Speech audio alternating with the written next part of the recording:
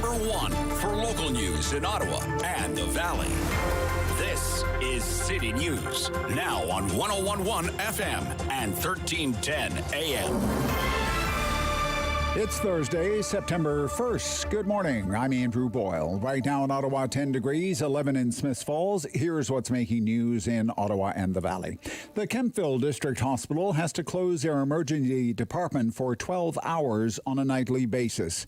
This, the hospital says, is due to a system-wide pressure seen right across the province, including things like staff burnout and COVID-related issues.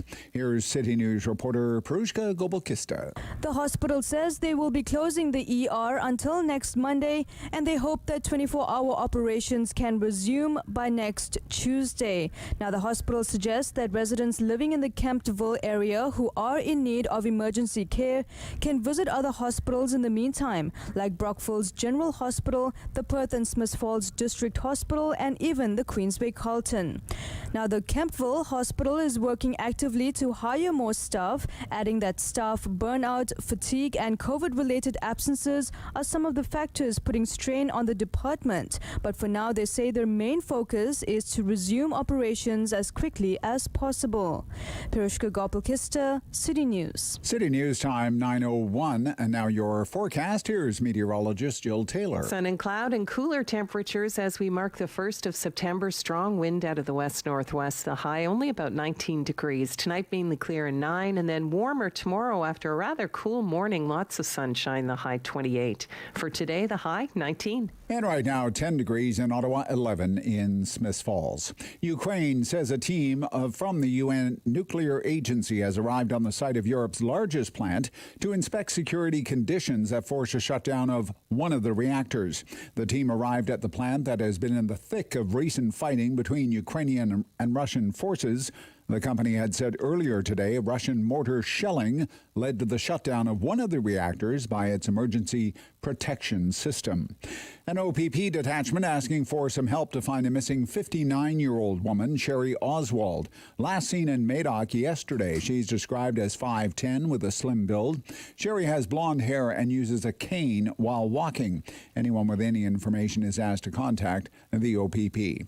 Ottawa Fire Service was called out to Saint Laurent this morning, a business there between MacArthur and Donald. Crews had received multiple 911 calls just after 4 o'clock this morning. Fire contained to the rear of that building and no injuries have been reported. The trial of a senior RCMP employee accused of breaching Canada's secrecy law has been delayed 1 year until next October. Cameron J. Ortis was arrested in September 2019 for allegedly revealing secrets to an unnamed recipient and planning to give additional classified information to a foreign entity. The former head of the Mounties National Intelligence Coordination Center is charged with violating the Security of Information Act. An 8-week judge and jury trial for Ortis had been slated to begin in Ottawa next week. But earlier this year, his lawyer, Ian Carter, was appointed as an Ontario Superior Court judge. A new defense lawyer, John Duty, has taken on the case and needs time to prepare. Karen Rebo, The Canadian Press. City News time, 9:03. The last time gas prices were this low, you were likely on the verge of breaking a New Year's resolution. It hasn't been since January. The fill-up has been this cheap at just under $1.52 a litre. Prices, though, after Labor Day, according to industry analysts, will begin to climb once again. I'm Andrew Boyle for News Anytime. Follow up online at ottawa.citynews.ca.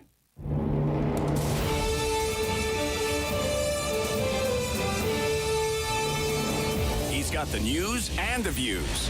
He's got views on the news. It's the Rob Snow Show on Rogers TV and City News. 101.1 FM and 1310 AM. The first day of September. And a bite in the air. Is that a wind chill? When it's 11, but it feels like 9, doesn't that qualify as a wind chill? Good morning. Welcome to the Rob Snow Show on City News. Let's just launch right into it, okay? We're busy around here. That's just the way we like it. Coming up, Dr. Robert Cushman, Acting Medical Officer of Health, Renfrew County. Long time ago, he was the Chief Medical Officer of Health for the City of Ottawa. We're going to talk about COVID. We're going to talk about the guidance that was announced yesterday by the Chief Medical Officer of Health for the province of Ontario, Dr. Kieran Moore. Raised a lot of eyebrows, prompted a lot of questions, ignited a lot of controversy. COVID positive people.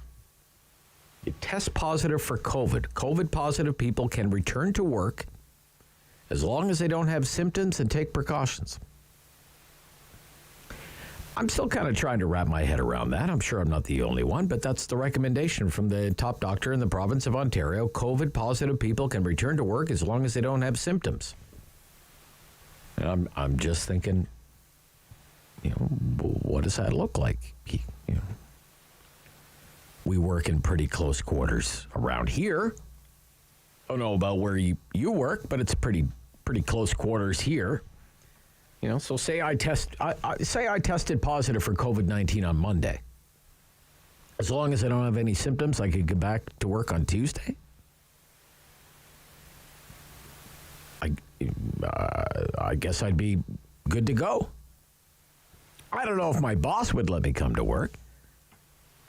But there wouldn't be any, say, government mandate that I stay home for the next few days or 5 days or whatever the standard was. And a lot of people are questioning the wisdom of that guidance. And I'm not a medical expert. I'm not a scientist or anything. I'm not really an expert in much of anything. So that's why we bring the experts on.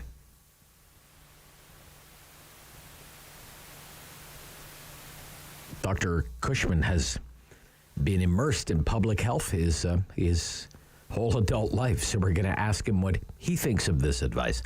That's coming up in just a few minutes from now. We'll also touch on this when we're joined by our panelists after the 9:30 news. It's Ontario Politics This Week. And my gosh, there was a lot happening at Queen's Park this week at the news conference yesterday with Dr. Moore. In addition to that, Bill 7 passed third reading yesterday. The goal is admirable enough, and it's nothing new. Seniors in hospitals for no other reason than they're waiting for a bed in a long-term care home, and the government wants to get them out of the hospital into the long-term care home. The allegation is from long-term care professionals and advocates and Doug Ford's political opponents that the government is about to use coercion by way of financial penalties in order to achieve its goals. So we're talking about that. You have Trudeau and Ford, all buddy-buddy, chummy-chummy, BFFs, the very best of friends. It was not always that way. But the two met this week in Toronto. We'll examine the evolution of this relationship and talk about the anger being directed at politicians. It's not just happening at the federal level. It happens at all levels of government. It's happening in the race for mayor here in Ottawa, where, in my opinion, the left is being particularly toxic and divisive. Real in-the-gutter mudslinging stuff in the municipal election. If you have a political disagreement with some elements of the left in this city, you're the enemy. You're a bad person. They don't want to have a debate. They're only interested in the politics of personal destruction. But anyway, our panelists have both worked on election campaigns, so I'm sure they'll have some stories to tell. Ontario Politics This Week after the 9:30 news. Also on the show this morning, energy policy. We're going to talk about the price of gas and a whole lot more. Dan McTeague will be back with us, former Liberal MP, gas price wizard. $1.51 at most gas stations this morning. What a screaming deal, eh? $1.51. Wow. $1.51 ahead of the Labor Day long weekend. Dan is with Canadians for Affordable Energy. $88 oil right now on the markets. What a turnaround in Alberta. The higher oil prices have been great for Alberta. The boom times are back. Jason Kenney announcing $13 billion to be paid on the provincial debt of Alberta. We'll get the gas price forecast. We'll also talk about natural gas. For a fleeting moment yesterday, it seemed as though a shelved liquefied natural gas project had a chance of being revived in this country. Huge project in Quebec, $7 billion plus, called Énergie Saguenay.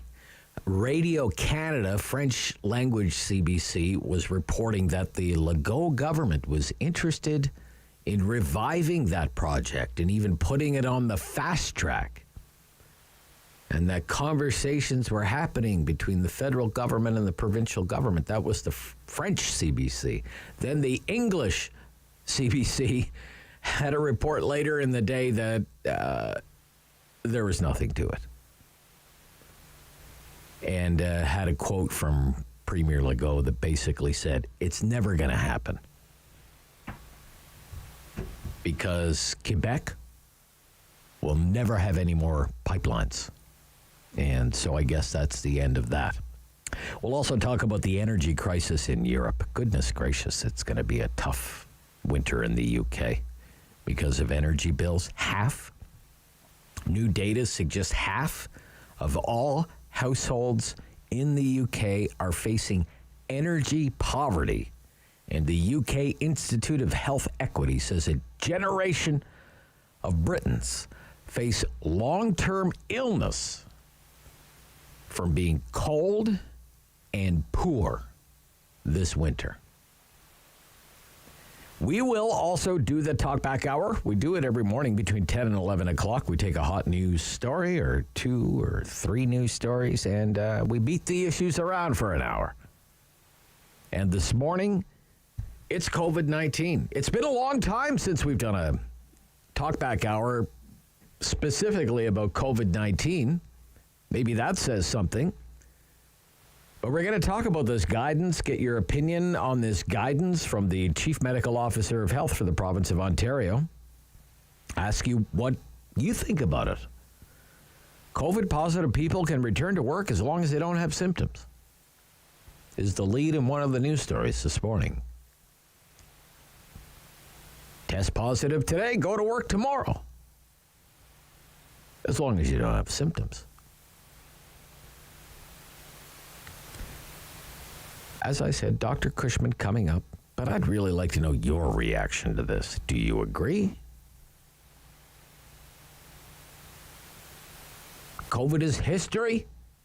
COVID is yesterday's news? You've moved on? Back to living a normal life? Back to the good old days? Or do you disagree? You think we're just kind of playing with fire here, asking for trouble? After all, people are still getting sick from COVID-19 every single day. People are still being admitted to the hospital every single day because of COVID-19, and people are still dying every single day because of COVID-19, and the pandemic is not over. Share your opinion between 10 and 11 o'clock. It's why we do the Talkback Hour on The Rob Snow Show on City News.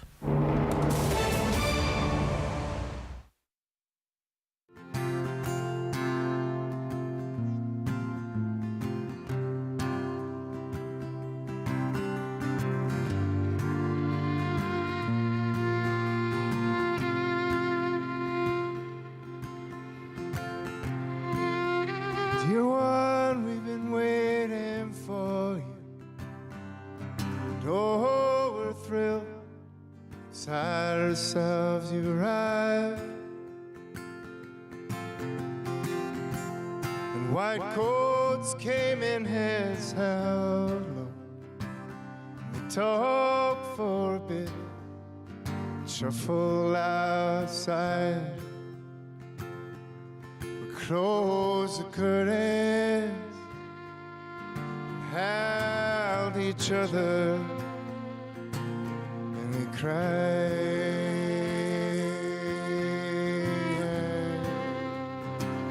And said hello same time as we say goodbye.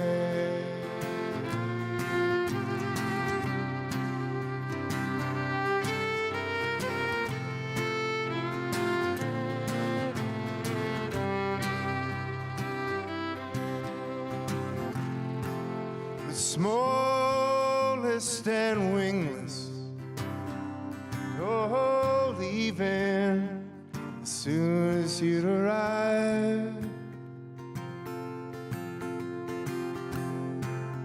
Sadness is love wasted, no little heart, place it inside.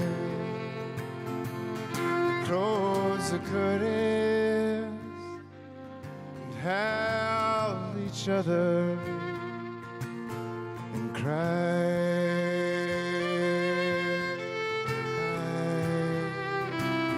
I said hello the same time as we close the curtains and held each other and we cried.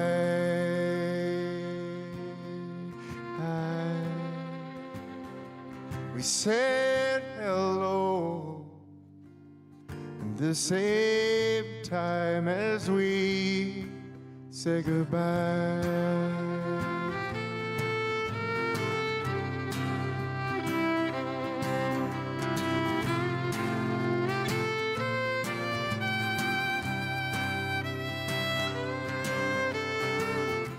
Strong opinions.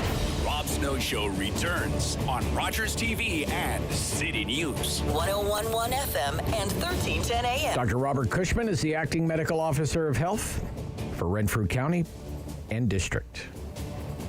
Good morning, Doctor. Good morning, Rob. Yeah, it's great to hear from you. What is your reaction to the guidance that was announced yesterday by the Chief Medical Officer for the province, Dr. Moore? Well, I think we saw it coming. I mean, personally, I thought it was a little early before schools opened, but, you know, if you delay it until September 20th, then people say, well, delay some more until Thanksgiving. So we saw this coming. I think one of the issues here, Rob, is that we need to staff our hospitals. We need to staff our schools. And people are spending a lot of time away, so it's really compromised the services, and that even applies to restaurants. So, you know, in terms of keeping the economy open and getting going and providing the services to people who need it, it's very important. Now, if you look at what Dr. Moore said, he stressed vaccination, vaccination, vaccination.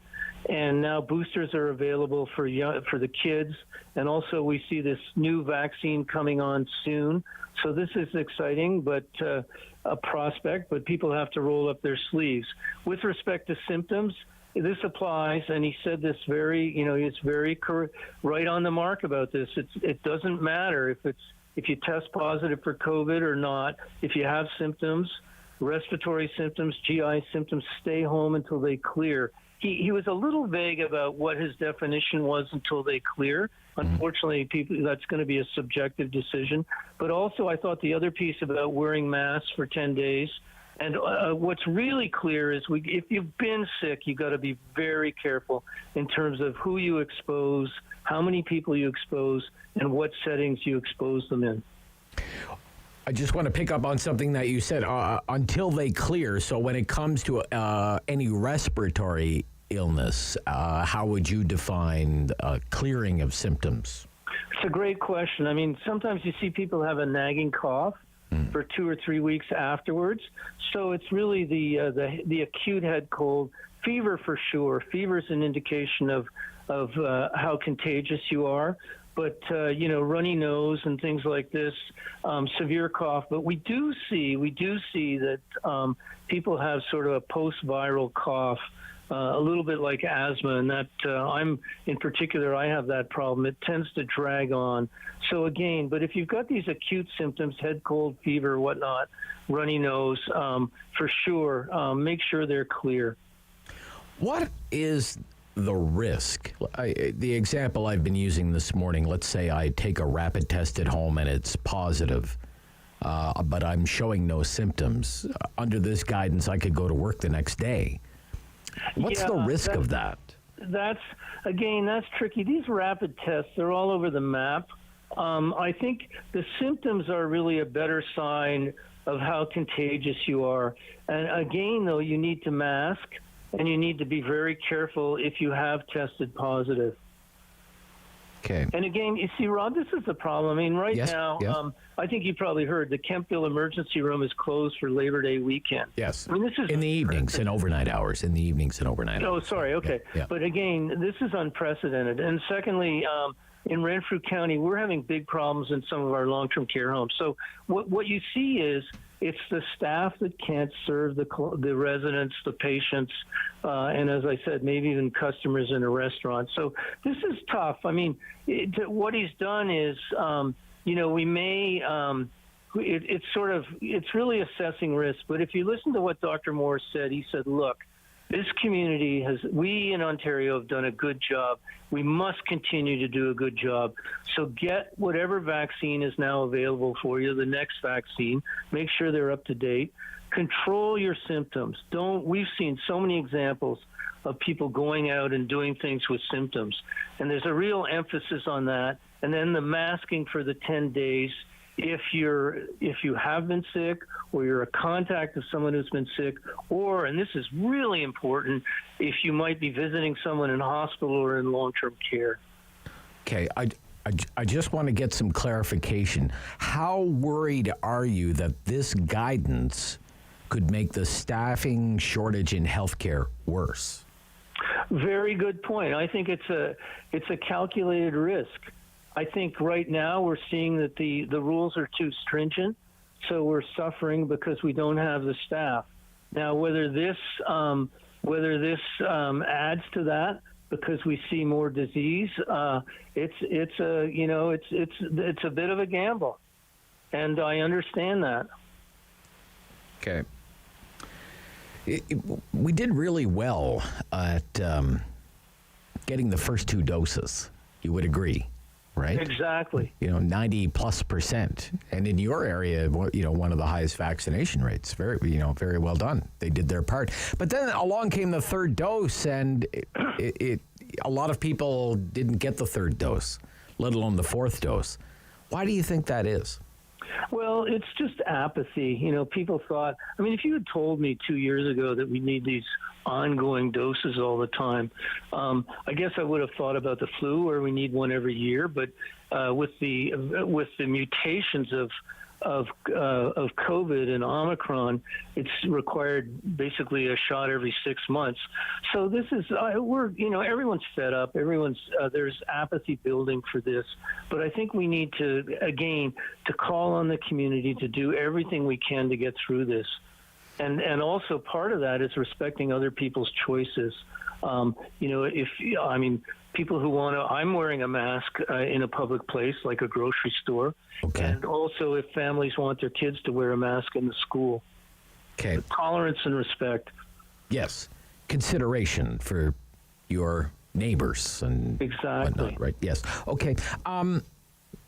You mentioned in your area there you're having some problems with long-term care homes. I'm assuming that's a staffing related as well, Doctor? Well, what we've seen the infection gets in there. It's amazing how much of this BA5 is in the community. Wave 7, who saw this coming? We thought we'd have a respite. We thought we'd have a summer vacation. Now, what's interesting is that it's more persistent in Eastern Ontario. It stayed on longer than, let's say, Toronto, where these decisions are made. So what we see is that a lot of our residents have become infected, but they do pretty well, much better than they would if they weren't vaccinated. But also it affects staff, and then they have to stay out. Now, for instance, we have a home up in Renfrew County where we had to call in the Red Cross. And just to sustain services in the home. We have another home right now which has a staffing problem in the clinical area. In other words, nurses and RPNs, but they think they can hold. They think they can in this holding pattern, they'll be okay for the non-clinical staff. But again, this shows you what's happening. So you could argue that, okay, what Dr. Moore's proposing is going to help us get more people back to work. But as I said earlier to you, Rob, on the flip side, is this going to increase, while it may shorten the duration, is it going to increase the prevalence? In other words, more people for a shorter time, or is this less people for a longer time? And that's a bet. That he's making, and it's based on the evidence that he has. And part of that is that Wave 7 is decreasing. Next week after Labor Day, the school year will pretty much be in full swing. How are you feeling about back to school for students? Well, as I said to you, I would have held off, but I'm not making these big decisions. I would have sort of maybe held off, given 10 days after school opens or whatever before doing this, because I think we may indeed see a little boost because an increase in numbers. The other thing too is these kids now can get a booster dose. Yeah. How? What would be your advice on this? The rumor is the health authorities are going to approve the new Omicron vaccine today. I think, yeah. How effective do you think something like that could be? The FDA has done it already in the U.S. They've done it in Britain. We think Health Canada is going to do it today. There's a large number on order. So, how long is it going to take to get here? That's an issue. But I think it appears to be more specific for the Omicron variants. And again, that should help us. Much like we see with the flu vaccines every year. Subtle changes. Okay. Do you have any thoughts on this Bill 7, getting seniors out of hospitals when they should really be in long-term care homes? I was afraid you're going to ask me about that. Yeah. It's a long-standing problem. I mean, I'm sure when you were in Ottawa, it was a big problem, right? So. Yeah, no, this is an enormous problem. And what it does is it really impairs how our hospitals are doing, backups in emergency rooms, delays in acute care, surgery, all these things. The problem is that, I believe that, there should not be empty long-term care beds, and I believe that we need to increase the quality of staff in long-term care. Although, don't think because your grandma's in a hospital and, she's 10 days after surgery or whatever, and she's one of these people that's sort of on the list for long-term care, don't think that she's getting great care in the hospital. That's not so. She'd probably be better in a long-term care home. So there are issues, how much are you going to charge? How far are you going to send people? All these other issues. And the other thing, too, is you got to be careful.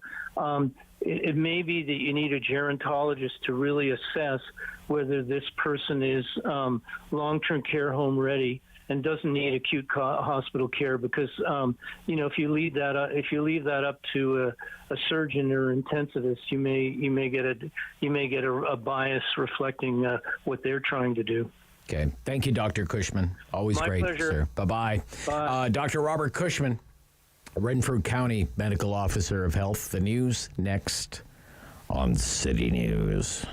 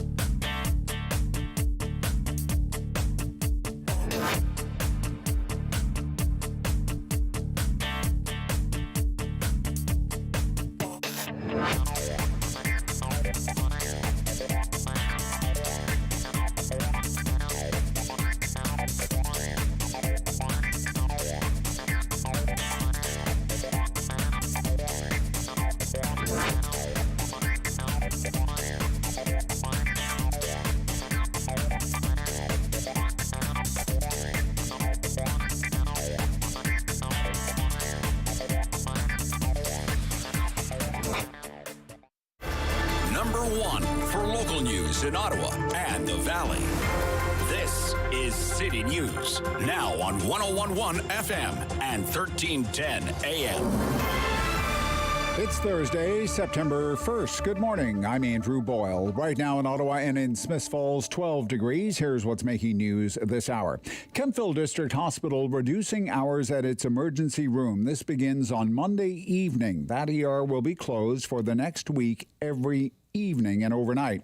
Staff shortages, burnout, and COVID-related problems all to blame. Now, the hospital CEO says they are working to recruit more staff. Anyone in the area who needs emergency help can access other hospitals' ERs like Perth, Brockville, and Winchester. Gas prices dropped as expected at midnight. It's the lowest level we have seen in almost 9 months. Now, industry experts say enjoy that while it lasts. They expect the price to go up through the fall, starting after Labor Day weekend. COVID booster shots for children age 5 to 11 in Ontario may now be booked. The portal began accepting the bookings earlier this morning. You could also use your healthcare provider or pharmacy to book that shot for your child. Coming up this afternoon, an Omicron-specific vaccine apparently is going to be given the green light by Health Canada. City News Time, 9:32. I'm Andrew Boyle. For news anytime, follow up online at ottawa.citynews.ca. The world is changing. So keep up with Rob. The Rob Snow Show returns on Rogers TV and City News, 101.1 FM and 1310 AM. It's time for Ontario politics this week. Lindsay Maskell, my Liberal friend, is back. Former advisor to Premier McGuinty. How are you, Lindsay? I'm good, Rob. That's good. Great to hear. Andrew Brander is back with us as well. He is Vice President Crestview. How are you? Good morning. How are you, Andrew? Good. Good. 1st of September. A little bite in the air here in Ottawa. You're both in Toronto. Is it a little chilly in Toronto today at all? Or it's a little crisper. A little crisp. Yes. Yeah, good way to put it. It was very hot yesterday. You know, I just noticed there's a news story. Twitter is going to have an edit button,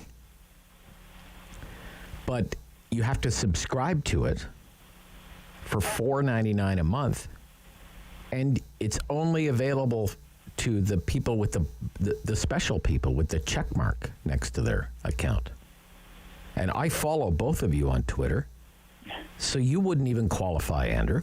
Not verified. Not verified. Like you're not verified, right? No, that sounds like an increasingly better deal than Twitter Blue right now, which gives you about 20 seconds after you tweet to reconsider your and take it back before actually appearing as, this tweet has been deleted, which is always a nice over second thought, but the edit button might be a little nicer on that. And Lindsay, you don't have the blue check mark either, right? No, and I really have been barely tweeting. My mother told me my feed was just turning into kind of an angry about Toronto feed. Oh, okay. So that I needed to be more positive. So I'm okay. That's interesting. I'm not verified either. I used to be. And the only reason I was is because I knew somebody who worked at Twitter Canada, and they gave me the blue check mark. So I probably shouldn't have had one. I had so few followers, but I had one, and then I switched jobs, went from one radio station to another, so I changed my handle, my @handle, and they took it away from me, which apparently happens if you change your @whatever. They take it away from you. So, well, I think that's a call to action. I've been unverified ever since. So. All your listeners should go on right now and give you a follow. $4.99 a month. How many subscriptions does one person need? Really, it's getting out of hand. It's totally getting out of hand. And now they have subscription services to help you manage your subscription services. So my bank reminds me how much money I'm paying in subscriptions. In subscriptions, okay. Survey on the side. It's like, do you know how much you're actually paying in subscriptions right now? So let's talk about what's been going on in Ontario politics. I want to begin with anger directed at politicians. We're all familiar with this video of Chrystia Freeland being accosted in Grand Prairie, Alberta. There's no need to play it again because we played it many times already this week, and I think we all agree it's totally unacceptable behavior, intolerable, under investigation. It doesn't just happen at the federal level. It happens at the provincial level. I'm sure it's going to happen at the municipal level. Why is it happening, I guess? I'd like to kind of start there. Why are people so angry, and why would they feel it's appropriate to take it out in this kind of way? Do you have any thoughts on that, Lindsay? What are your thoughts on that, Lindsay? What's going on here? Well, we definitely have been living in a world where people are getting angrier, and I feel like we haven't done back to Twitter. I feel like we haven't done enough to shut down, that kind of those kind of words and that kind of action online as being inappropriate. And it's starting to seep into real life. There was a really interesting survey done this past week that was released about the anger index in Canada. Yeah, the rage index. Rage index, yes. There seems to be this simmering heat that I really don't understand, but I also know why I am not angry. And it is, it's unfortunate that, it's also being rewarded. People think that this is, when you see that clip, and I know you've played it on the air, but people watching that clip and the fact that nothing has been done about that fuels people to think that that's okay behavior as well. The fact that when Pierre Poilievre was asked about it, he said, well, I get it too. He did say it wasn't appropriate. He didn't say that action, that shouldn't have happened to her. Well, he said it was totally unacceptable. He said totally unacceptable. He just went straight into what has happened to him, right? So I think we need to actually talk about that action, and that real leaders, like when you think about, one of my favorite clips is John McCain shutting down people at his own town hall that were saying misinformation and hateful things about Obama. And the fact that was at the time, that was real leadership. And now we seem to getting politicians that are really pandering in having people seep in that hate or anger, as opposed to using some leadership and rising above those things. All right. I'll let Andrew respond to that. Maybe I wasn't going to get into the Poilievre angle, but we can, but not just yet. What I want to get at is, why would I get the anger. I get that someone in Alberta would be angry with a Liberal government in Ottawa. Believe me, I understand that. But to go to that extent that you would basically stalk someone to the city hall and berate them in such a way. Yeah. How does it get to that point, Andrew? I think Lindsay's point is right, and beyond what she mentioned about people thinking that this is acceptable. Like, let's remember that they filmed the clip came from the perpetrators. Yeah, they did it. And they were proud of it. Yeah, they filmed it. They were proud of it, and they put it online.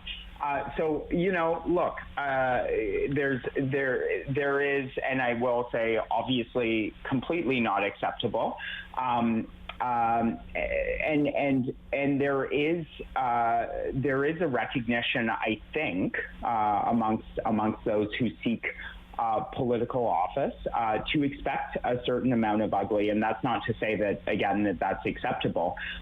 But when people are moving to implement policies that have impacts, very direct impacts on people's lives, I think sometimes there isn't an appropriate outlet or enough outlet and for people to be able to voice their displeasure around those types of things. So I think rather than just saying it's completely unacceptable, and we certainly have to say that, but I think we also need to look at what other options we can be giving people in terms of consultation, in terms of an outlet for people to be able to voice their opinions that they feel are clearly not being heard.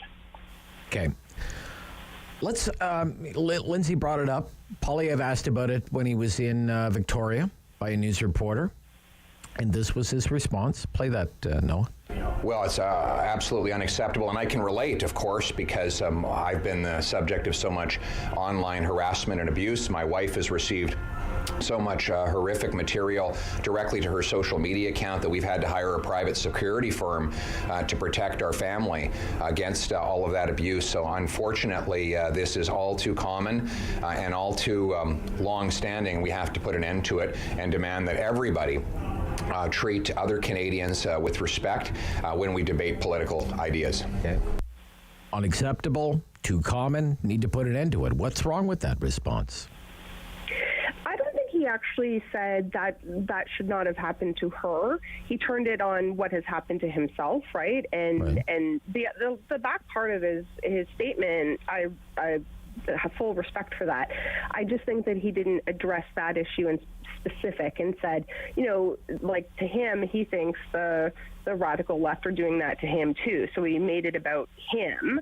And I personally think he has, and as all do politicians of any political party, have an opportunity to dial down the negative rhetoric coming from their supporters, right? So he had an opportunity there to try to tell people to dial that back, and that's not what we're pandering in. And he didn't. He said, yeah, he's basically saying people on the left do that to me, and my family's been threatened, which does rile people up, right? So I think we would be better served if we thought about using those leadership moments to both say it's inappropriate, but also to take on the responsibility of dialing down the heat of your own supporters. Okay. Andrew? I think, I think whenever any politician is asked on this, they'd have a plethora of situations that they could point to where they themselves have been a target of this, and therefore, I think the response from Pierre was quite appropriate in saying, look, this is like that. In fact, he's making the point that this happens to everyone who is elected in politics, and I can tell you from 10 years of working for Lisa Raitt, I have a dozen stories I could tell.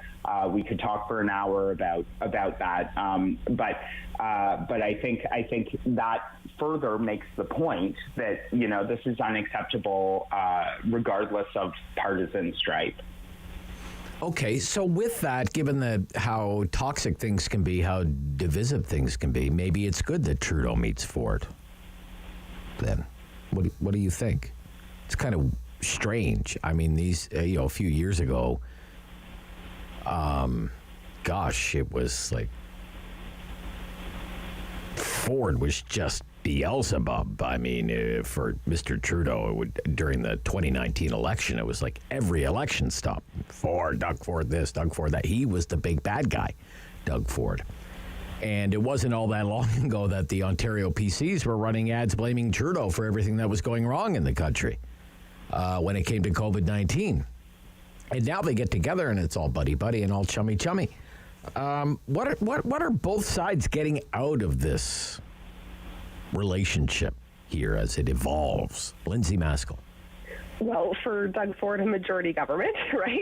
Ontario does have a large grouping of very progressive communities in like the huge number of seats in Toronto, right? And the fact that he broke through in some of those, that is the federal Liberal stronghold. There are areas that Doug Ford wins in that, that what works for people like Jason Kenney and Pierre Poilievre wouldn't work in those ridings and in those communities. So, being reasonable, it works for both of them. Having a relationship where in a time where people are not wanting anger, where they're wanting just things to get done by their government, that they're needing to think that they're working together to fix healthcare, it serves both of them very well. Even to that issue, obviously, Doug Ford has championed Chrystia Freeland extensively and about their working relationship. Yeah. And it does wonders for both of their numbers. Ontario is a place where they want you to get along and they want to get things done. and quite frankly, just some of the ridings skew a little bit more progressive. So pandering, in the far right does not make sense for Doug Ford, and that's not who he is, right? That just he wants to get along with people. He really does. So he saw that doesn't serve him well in the polls, but also at a time where people just, the appetite is get things done, particularly for healthcare, and the two of them should be meeting and talking. Okay. Andrew, what's going on here? Yeah, these two are BFFs now. I don't know. Do the kids still say that BFFs? Not really. BFFs. But is that a millennial thing? It's not a Gen Z thing, or is that what's going on? All right. Anyway, I'm sorry. Okay. I think I do think they're looking to get different things out of this for Trudeau, who's sort of pre-positioning himself ahead of what's expected to be, a new Pierre Poilievre win next weekend. Ahead of the leadership, I think Trudeau's trying to be able to demonstrate that he can work with some conservatives and be able to demonstrate, a bit more on that pragmatic, progressive side of things that he's able to certainly work together and get things done, and use that as a bit of a contrast with, it's not that I'm against conservatives, it's that I'm against a certain type of conservative. So you're starting to see that narrative grow with the federal Liberals. For the Premier, I think this is really about, again, something we talked about last week in terms of him positioning himself as the leader in the Council of the Federation, with Horgan stepping away from that role. Okay. He's starting to look more and more senior in that federation of leaders. And he certainly, would be someone who probably really loved the articles sort of talking about how he's the most senior conservative in the country. And I think ahead of negotiations in the fall with the health transfer, he's trying to certainly shake the bushes a little bit before that. But also to Lindsay's point, the prime minister holds maybe about 4 or 5 fewer seats than the premier in Ontario, but both with very healthy majorities of the seats. So there's clearly a constituency where both of them can benefit from working together. All right, we'll be right back with part 2, Ontario politics this week with Andrew and Lindsay. I'm Rob Snow. This is City News. It's so important, and I know I do come on and I talk about this a lot, but every 60 seconds somebody in Canada needs blood, and so it's important to keep reinstilling the message of donating and continuing to get new blood donors to come into our system to support.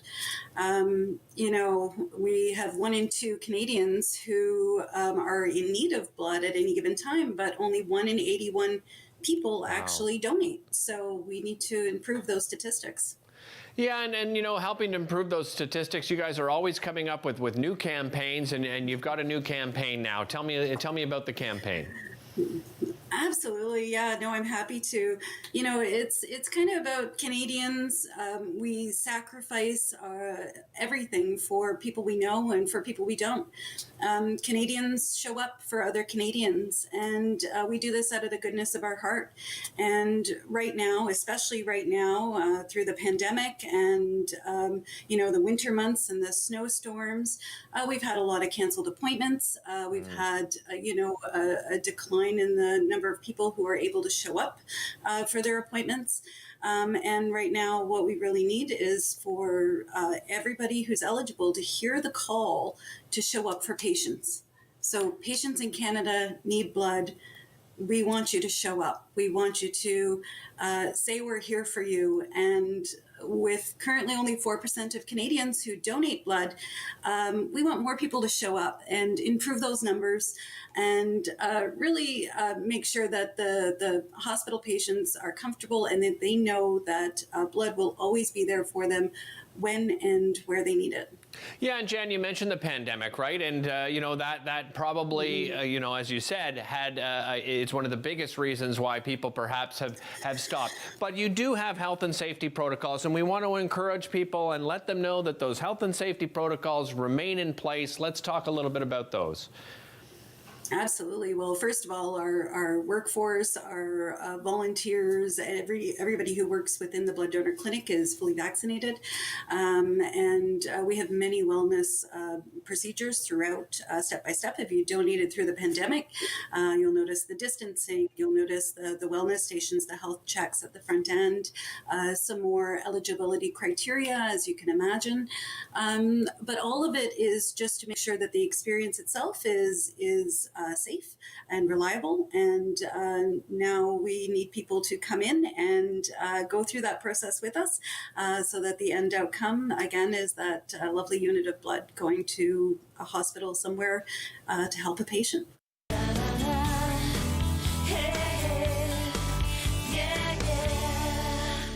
Firm. Fair. Fun. The Rob Snow Show returns On Rogers TV and City News, 101.1 FM. and 1310 AM. Back with Lindsay Maskell, Liberal strategist, former advisor to Premier McGuinty. Andrew Brander, Vice President, Crestview Strategy, and former advisor to the Ford government. And it's Ontario politics this week. It was very busy in the Ontario legislature. Bill 7 passed third reading yesterday. A lot of criticism because it was on the fast track. No committee hearings, no public consultation. What do you think about the way the government put this bill on the fast track, Lindsay Maskell? Well, when it's just a really shocking legislation. This is the piece of legislation that obviously has the option to move seniors into long-term care homes, not of their choice, forcing them out of hospitals. And I get that they need to free up beds, but it's a very troubling piece of legislation for patients, for families, and just the fact that there was no consultation, particularly right before back to school, slipping things through. It's a bit of a tough time to do that, particularly when there isn't a full plate of options about what we're doing to alleviate the pressures in our healthcare system. So, they used their big majority in the way that they wanted to in a time that might not get the light that it should. Okay. And it'll be problematic if we do eventually see seniors with massive hospital bills because they are trying to... The Premier says this $1,800 that we talked about last week is not going to happen. Yeah, it's just that's in the legislation, right? So he can say it, but how is that act going to be used when it wasn't changed, right? There's the Okay. All right, Andrew. Yeah. On the fast track. I think there's going to be a lot more of that.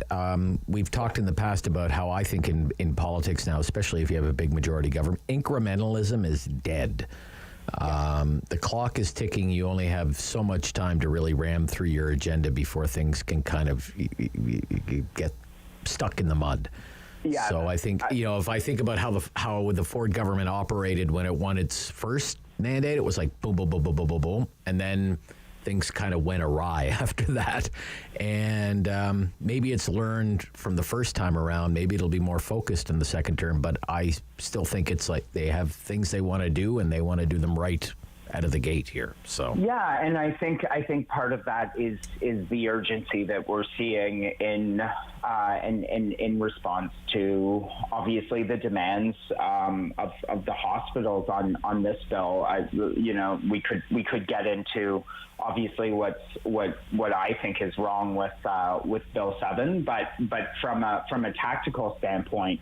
I think you're absolutely right, Rob. I think the government, is using their majority that they have now, their stronger majority now, to be able to sort of justify moving on these types of things, which, while not specifically, addressed during the campaign, certainly go towards the objectives that they had talked about more broadly, or at least that's the narrative. And I do think you're going to see a lot more of this. I think they are going to certainly use the lessons from the first mandate to not sit around and not waste time.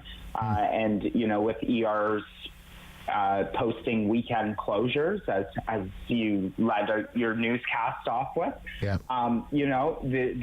is, I think, a lot of public sympathy and support for at least trying to deal with the situation at hand. Okay.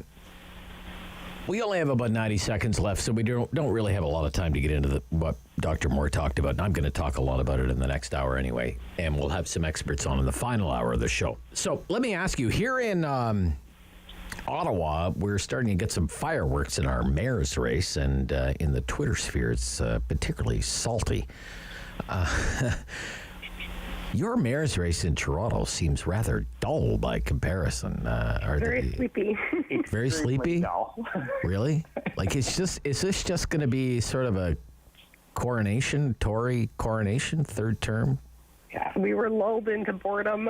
Lulled into boredom. Okay. Really? Do you expect any? No, I guess that's it. Nobody can declare anymore, right? That's it. That's it. Deadline is passed. Are there any? Like, give me a name. Is there a significant challenger to Mayor Tory in Toronto? There's not a significant challenger, but there is sort of that world of, city planners and thought leadership people running a campaign, kind of trying to do some ideas again, but somebody without a very big name. Right. So when John Tory said he was going to run again, they just said, he's quite an old man, right? He will eventually stop running for things. So I think people did not see this as a time to take that on, unfortunately. And then with the super mayor's powers, it's definitely the Ford government is going to control the city of Toronto, as it has always been. But I heard that John Tory likes this idea of strong mayor. Yeah, even though he has the majority of councillors, right? So is that true, Andrew? John Tory likes that idea? Maybe been pushing for it, or I think that's right. I think that's something that certainly came from his wish list. Interesting. Yeah. I hope you get the long weekend. You're taking the long weekend, Labor Day. It's kind of like the unofficial end of summer. I celebrate Labor Day, coming from a labor family and getting to work with fantastic trade unions, but also I just have decided that the end of summer is September, so I have a whole month left. Okay, good for you. All right, that's good. Well, Andrew, Lindsay, have a great Labor Day long weekend. All the best, and we'll speak soon. You too. Thanks for everything today. Bye-bye. Andrew Brander and Lindsay Maskell, Ontario Politics This Week. Talkback Hour. Right after the news on City News.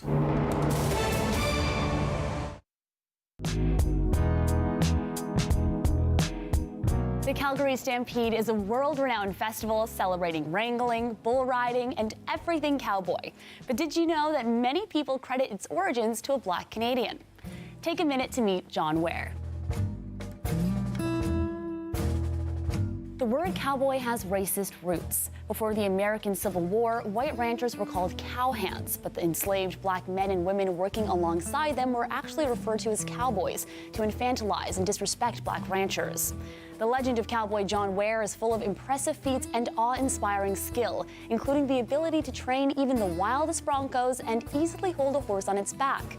But the real story of John Ware is one that starts from more humble beginnings. Ware was born into slavery in the United States, gaining his freedom towards the end of the American Civil War in 1865. Ware's skills with cattle ranching developed as he traveled throughout the United States, eventually settling in a town southwest of present-day Calgary, Alberta, which made him one of the first black pioneers in the prairies. Over time, news of Ware and his amazing cowboy skills began to spread, and people came from across North America to witness his horsemanship and skills as a rancher. Eventually, Ware went on to own many of his own ranches. In 1892, he became the first man in Western Canada to earn the title of steer wrestler, and Ware's feats in local contests set the stage for the Calgary Stampede Rodeo we know today. In September of 1905, Ware was killed in a freak accident with his horse, and more than 10,000 mourners from across the region attended his funeral, making it one of the largest in Alberta history. Though his true story is difficult to separate from the legends around him, Ware's status as a respected forefather of cowboy skill continues to be celebrated today. Ware has dedicated monuments across Alberta, including several sites near his first ranch, a Calgary school in his namesake, and a building at the Southern Alberta Institute of Technology. Is City News. CIWW 1310 AM in Ottawa. And CJET 1011 FM in Smiths Falls and the Valley. Number one for local news in Ottawa and the Valley. This is City News, now on 1011 FM and 1310 AM. It's Thursday, September 1st. Good morning. I'm Andrew Boyle. Right now in Ottawa, 12 degrees, also 12 in Smiths Falls, and here's what's making news in Ottawa and the Valley.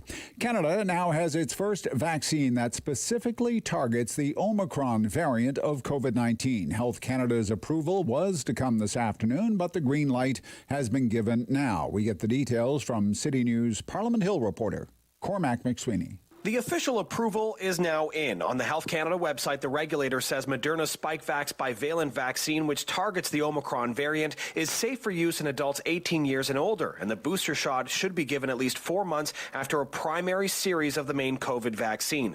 Clinical studies found this booster provided protection against the original virus, but significantly higher protection against Omicron compared to the normal COVID vaccine. This will be pleasant news for some Canadians who were holding off on their latest booster in order to get the Omicron-specific shot. The federal government has already secured an initial shipment of 12 million doses. Distribution will be done by the provinces. Pfizer has also applied for approval of an Omicron booster, but their application was made a month after Moderna's, and it's still under review. Cormac McSweeney, Parliament Hill. Now, the new COVID rules released by the Chief Medical Officer of Health for Ontario yesterday has received the thumbs up from his counterpart in Renfrew County. Dr. Robert Cushman says there will always be questions over relaxing of any COVID rules, but he feels things like not isolating 5 days after testing positive is a move that was coming. We need to staff our hospitals. We need to staff our schools. And people are spending a lot of time away, so it's really compromised the services. And that even applies to restaurants. So, in terms of keeping the economy open and getting going and providing the services to people who need it, it's very important. Now, Cushman does add, this all hinges on everyone getting their COVID vaccine shots.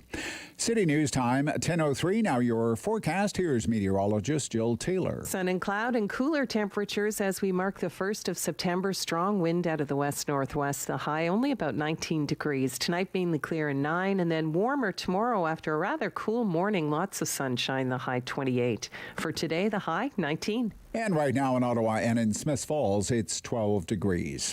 Last time gas prices were this low, you were likely on the verge of breaking some New Year's resolutions. Not since January has a fill-up been around $1.52 a litre. The prices after Labor Day, though, expected to increase. After a 7-cent drop overnight, the average price of gas now just under $1.52 a litre, the lowest price drivers have seen in 8 months. It's better than what it has been, not as good as what it could be. I believe that the price is going to go up because the long weekend's coming. The gas companies want to make their money one way or another. But this time, gas price experts believe don't expect prices to start to rise until after this long weekend, but do believe they will start to go back up regularly in September, as they usually do in the fall. So enjoy the break this week. Carl Hansky, City News. City News Time, 10:04. There has been an escalation in the standoff now between Taiwan and China. For the first time, Taiwan's military shooting down an unidentified civilian drone that entered its airspace near the Chinese coast on Thursday. This comes after Taipei vowed to counterattack if Chinese armed forces enter its territory. Tensions have been growing in the region since China launched unprecedented military exercises near Taiwan in apparent response to House Speaker Nancy Pelosi's trip to the self-governing island, which Beijing claims as its own. Inez de la Cuetara, ABC News, at the Foreign Desk. And 83 years later, Poland's top politician says the government is looking for $1.3 trillion reparation from Germany for the Nazis' World War II invasion and occupation of that country. The main ruling party leader says it is Poland's obligation to do this. It comes on the heels of the release of a long-awaited report on the cost to that country of years of Nazi Germany occupation. I'm Andrew Boyle for News Anytime. Follow up online at ottawa.citynews.ca. It's time to talk back on the Rob Snow Show. Have your say and call now. 613-750-1310.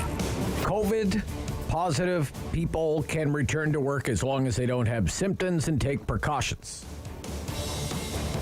Okay? What do you think of this new guidance from Ontario's public health officer? COVID positive people can return to work if they don't have symptoms and take precautions. What do you think? What do you think? Agree? COVID-19 is kind of yesterday's news. We haven't done a talkback hour. I will say we haven't done a talkback hour about COVID-19 in a long time, like weeks and weeks and weeks. So maybe that says something. So what do you think? It's kind of yesterday's news. People have moved on for the most part. People are back to living their normal life. Or do you disagree? Because people are still getting sick from COVID-19 all the time and being admitted to the hospital all the time and sadly dying every day from COVID-19. The pandemic is not over. What's your opinion? 750-1310, 750-1310, 613-750-1310. It's a big news story today. It is the result of a news conference that was hosted yesterday by the province's top doctor. We have some highlights from it. There's been lots of reaction to it, some of it positive, a lot of it negative and very critical. A lot of doctors in the Twitter sphere. Are they really doctors? Are they Twitter doctors? Who knows? If they don't have the blue check mark. Anyway, they're expressing a lot of concern about this guidance from Dr. Moore. They think it's totally irresponsible and insane. And I've even seen a few cuss words about this on the internet. So I would like to know what you think about it all. That's what matters to me right now in this hour. This is the Talkback Hour. The threat of COVID-19 and the Ford government's latest plan to deal with it. Or maybe in this case, not deal with it. 750-1310. This is the write-up in the local paper this morning by reporter Elizabeth Payne. Quote, Ontario residents would no longer have to isolate for 5 days after getting COVID-19 and should wear masks if they feel it is right. As part of a pragmatic approach to respiratory illnesses announced yesterday, by the province's Chief Medical Officer of Health, Dr. Kieran Moore. It goes on, the new guidance represents a shift away from an acute pandemic approach toward treating COVID-19 like other respiratory illnesses that peak in the fall and winter and can cause severe illness in some people. Critics say the approach is misguided, given the still high rate of transmission in the community and growing evidence that COVID-19 can cause long-term neurological, cardiac, and other systemic damage in some people in addition to acute illnesses. Now in Ontario, people who have COVID-19 or another respiratory illness can return to school or work 24 hours after their symptoms improve, even if they are still testing positive. Okay, let me repeat that line. Now in Ontario, people who have COVID-19 or other respiratory illnesses can return to school or work 24 hours after their symptoms improve, even if they are still testing positive. They are asked to wear masks for 10 days following illness and to stay away from high-risk settings. But there are no mask mandates in place to enforce that, either in schools or public places. Some universities and organizations have kept mask mandates in place. People who are high risk are asked to isolate for 10 days after being ill, end quote. And then the story goes into the reaction.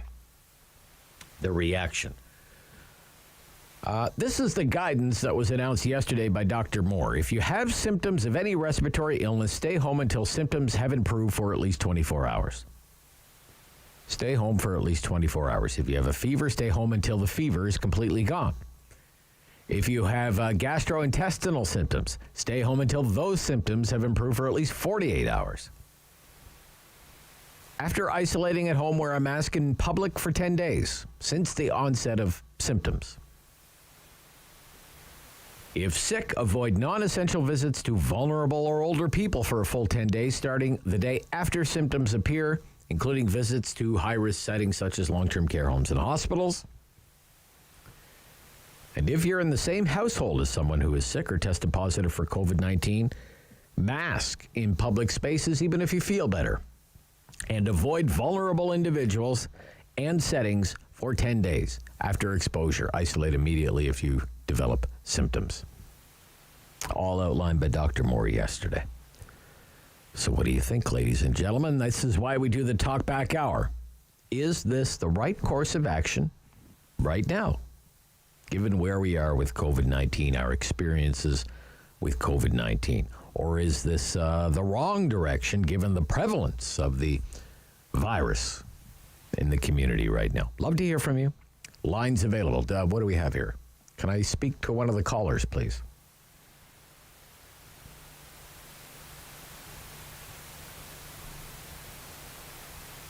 Are we going to put the caller on the air, please?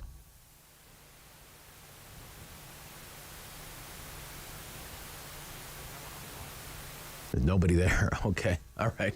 I see phones ringing. I see names on call screens. I assume there's people there. 12 minutes after 10 o'clock. Let's listen to some of what Dr. Moore said yesterday during his news conference. He was taking some questions from the media. Let's roll tape on Dr. Moore and some of the reporters' questions, please. Why are you dropping the 5-day isolation, though, doctor? Because we've heard for the last 2.5 years that you are still infectious. So if people are still testing positive on a rapid test, are you saying they can go back to work or back to school? This is general public advice. There'll be specific advice that workplaces, especially long-term care facilities and acute care facilities, will be maintaining the 10 days of staying home for those high-risk environments. But for the general public, for all respiratory viruses, we are saying stay home till your symptoms are improving, plus 24 hours, as well as to further protect against any transmission. Even though you may be feeling much better, please continue to wear a mask in any setting. Please refrain from visiting any vulnerable settings to further protect our community. So this is an all-virus approach. It's absolutely, you're right, different than 2 years ago when we didn't have vaccination. We didn't have such a high level of protection in our communities and hybrid immunity, both from vaccination and exposure to these viruses, and now that we have effective treatments like Paxlovid. Okay, there you go. Thank you. That was Dr. Moore, Dr. Keir Moore, Chief Medical Officer of Health Province of Ontario. Anne in Ottawa, you're on City News. Good morning, Anne. Hi there.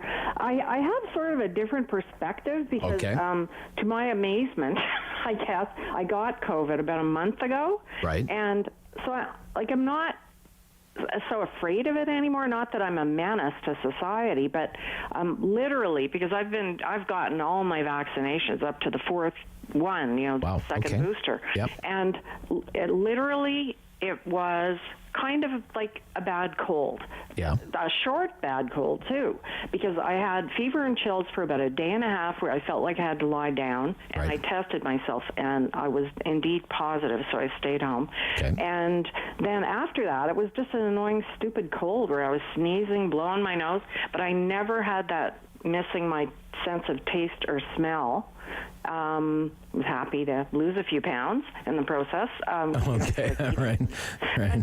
So, I did stay away, though, from the gym. I waited until I tested negative to go. And your symptoms were gone, I assume, right? But, I didn't have symptoms anymore, but except a sort of a little bit of an annoying post-viral cough so I have to use throat lozenges. I always have them with me, but that's it. I was fine. I was negative because the thing is, at the gym you take your mask off, right? So I don't know what I think. I'm not as deadly afraid of this thing. In fact, I feel sort of cool now. I'm part of the club. Oh, you're and I have more immunity. So Right. Okay. I'm happy about that. What do you think about this? People who have COVID-19 can return to school or work 24 hours after their symptoms improve, even if they are still testing positive. The thing is, here's what I hear anecdotally from a lot of people, including one of my gym teachers. She got COVID, and even 2 weeks later, she was still testing positive, and she had no symptoms. Right. And my sister too. So sometimes it's sort of it traps people at home. Otherwise, if you do that, but you would hope people behave with a little bit of responsibility. But we can't be deadly afraid of this thing forever. We have to get a grip on it. Have to take ownership of it. Self-management, self-care, these kinds of things. I'm not as deadly afraid, that's for sure. Okay. Thank you, Ann. Okay, bye. Thank you. Yeah, okay. Up next in Perth, Steve. Good morning. You're on City News. Steve. Good day. I know a lady that just got COVID. She was in bed for 8 days straight. Okay. Very, very sick. All the symptoms, you name it. Yeah. She was in bed for 8 days, right? My God. No, I think Doug Ford is absolutely, him and his medical team are making a huge mistake. Okay. In the fall, they already stated on CTV News that a lot of children are going to get very, very sick. Well, our experience with COVID-19 is that children don't get very, very sick. Well, they're from saying differently COVID-19 on CTV News last night. Okay. So now my way of thinking is this. Right. People are still dying today from the COVID. Yes, they are. People are still in the hospital from the COVID. Quite a few in the hospital with COVID. That's right. Yeah. We have enough trouble in the hospitals, right? Lots of problems. Now they're trying to get them out of there, right? I was at the hospital myself, and it was pretty intense. I bet it was, The yes. doctor said it was in shambles.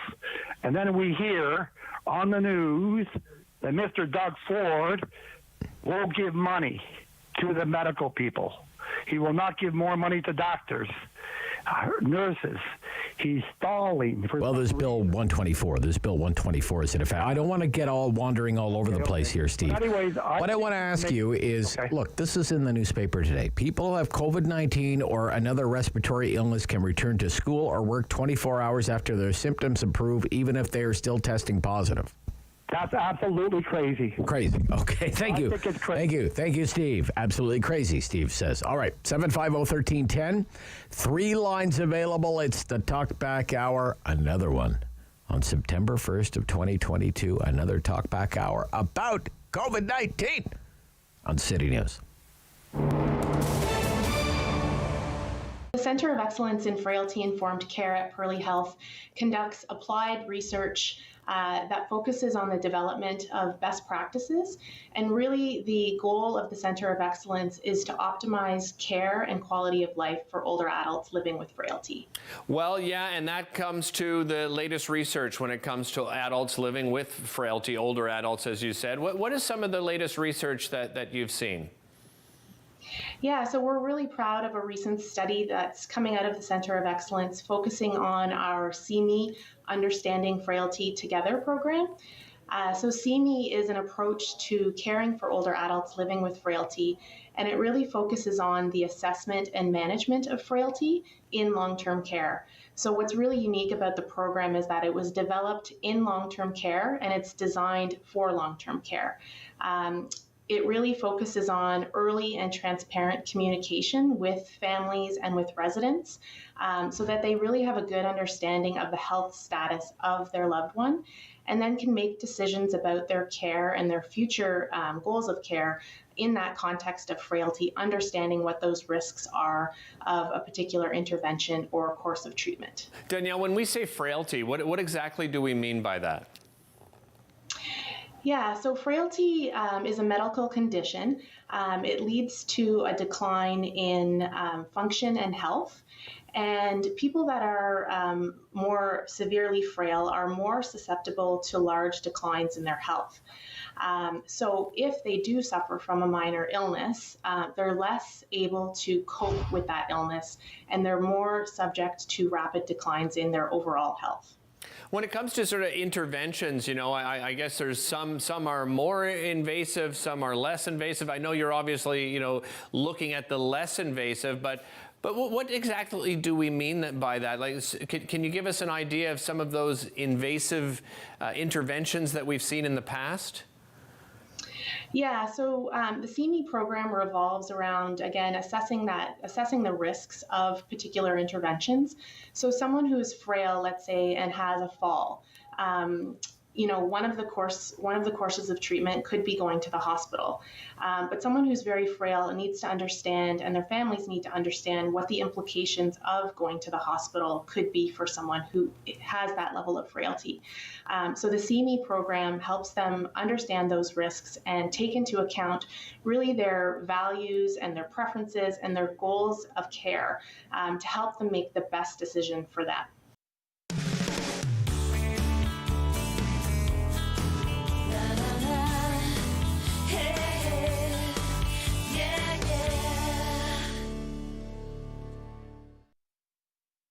Talk back. Hello. On the Rob Snow Show. The phone lines are open at 613-750-1310. Now, the Rob Snow Show continues. So again, I'm reading this line from the Ottawa Citizen's Elizabeth Payne and her great reporting this morning on this. People who have COVID-19 or other respiratory illnesses can return to school or work 24 hours after their symptoms improve, even if they're still testing positive. So that's the new guidance from Ontario's Chief Public Health Officer. Agree? Disagree? Just want to know your opinion. 750-1310, 750-1310. Colin in Canada, you're on City News. Colin. Yeah, hi. So I had COVID near the end of March and completely cleared up all my symptoms within 4 or 5 days, and you know, only had really one day where it was, you know, what I would consider bad, like I had fever and aches and sort of lay on the couch all day. But I continued to test positive after I had zero symptoms, like nothing, not even a nagging cough, for like 5 or 6 days after that. Right. And like, so should you have went to work? What do you think? Would it be? How do you feel about being able to go to work? I think I would have went to work if I had a job where I had to go to work. Yeah. Especially if I wasn't being paid, if I didn't go to work. Right. So I look at this, I say, look at this, we have 85% of Ontarians right now who have at least 2 shots, a great many with 3 and 4 shots. It's only about half have the 3rd shot. So yeah, but the people who are most vulnerable, those in long-term care, those older people, whatever, I would say that if they did the numbers, it's a lot higher. Okay. As far as the most vulnerable in society. It's not the same as it was a year ago or 2 years ago. I think society, honestly, has moved on. Yeah. I think that the medical officer of health and a lot of, not just him, a lot of people that work in, you know, the viral stuff and the epidemiologists or whatever they call them, they're saying, you know, we have to sort of self-manage our risk factors. Yeah. Bonnie Henry in British Columbia, Dr. Henry in British Columbia said that months ago. Yeah, I have an artificial heart valve and a pacemaker, so I'm like comorbidity guy, right? I don't do things super risky, but I'm not locking myself in my house either. All right, Colin, thank you for your call. From Canada, staying out in that general area, Stittsville. Jason. Hi, Jason. Morning. Hi, Jason. What do you think of the new guidance from Dr. Moore? Yeah, I think it's great. Great, you know, okay. People that are I think people that are going after Ford, I kind of confused about that because I'm pretty sure that the CDC changed in the United States changed our guidance to pretty much the exact same thing about 2 or 3 weeks ago. Okay. So it's not like he's some kind of outlier here, or like we're some kind of rogue. Well, it's not like the rest of the country's locked down, right? Right. So, right. Yeah. And I think the language they're using is perfectly reasonable. They're talking about we know who's at risk. Vulnerable people. They're making sure to let people know that maybe if you do have an infection, just steer clear of people that are maybe more vulnerable. Which makes total sense. It's still, if you're sick, if you're sick, don't go to work, right? Exactly. So, And as far as a lot of our problems in the hospitals and with school, we need to get the kids back in school. A lot of those problems are because of people having to stay home and isolate for 10 days. Even though they may not even have symptoms and they just test positive, right? Right. So there are other things in COVID, and we're seeing. We're seeing some of the negative effects that have built up over 2 years of just neglecting other things, and we can't keep doing that because it's we got to get back to work. Got to get back to work. Okay, thank you, Jason. Good call. In Ottawa, Hugh, you're on City News. Hey, how you doing there, Rob? Everything's good. Hugh, what do you think of this new guidance? You could test positive but still go to work if you don't have any symptoms. No, that sounds like what they were pushing before with herd immunity. Okay. So they're trying to build up the herd immunity by exposing as many people as they can, and then those people will have a level of immunity. And if you add your... Well, but what Dr. Moore said yesterday is we've achieved that level of immunity. He called it, if we can play the clip again, play part of the clip again. He used the term, and I've never heard this from him before, hybrid immunity. He used that yesterday. I've never heard that out of his mouth before. Can you find where he says that in the clip, please, and then we'll play it? Can you just tell me when you're ready to play it? So he's using this term, Hugh, hybrid immunity. Like we have people who have been vaccinated, plus we have lots of people who have had it now. So... Yeah. So do you think he's on the right track? I think so. You think so? Okay. Have you found it where he says that? Hybrid immunity? Hybrid immunity? I want to hear that. I haven't heard him say that before. I thought that was very interesting that he used that term. All right, never mind. Okay, Hugh, thank you. Sorry, we're kind of flying by the seat of our pants here. 750-1310, 750-1310, 613-750-1310. Lines available. It's the Rob Snow Show. I mean, here we all are. It's September 1st of 2022. There's a bit of a chill in the air, and we're still talking about COVID-19 and fighting COVID-19 and what's the right thing to do and what's the wrong thing to do when it comes to COVID-19. Hybrid immunity. Let's listen a little bit to the, again, Dr. Moore, Chief Medical Officer of Health for the province of Ontario. It's absolutely, you're right, different than 2 years ago when we didn't have vaccination. We didn't have such a high level of protection in our communities, and hybrid immunity, both from vaccination and exposure to these viruses, and now that we have effective treatments like Paxlovid. Paxlovid, yep. Okay, that's interesting. I found that interesting. I haven't heard him say that. Hybrid immunity. You ever heard Dr. Moore talk about that before, David? That's a new Anything one. Come to mind? Hybrid immunity? Used to be all about vaccination. Yeah, hybrid immunity. It's a new one for the lexicon. Okay, 10:28. Back after the news. It's halftime on the Talkback Hour, and this is the Rob Snow Show on City News.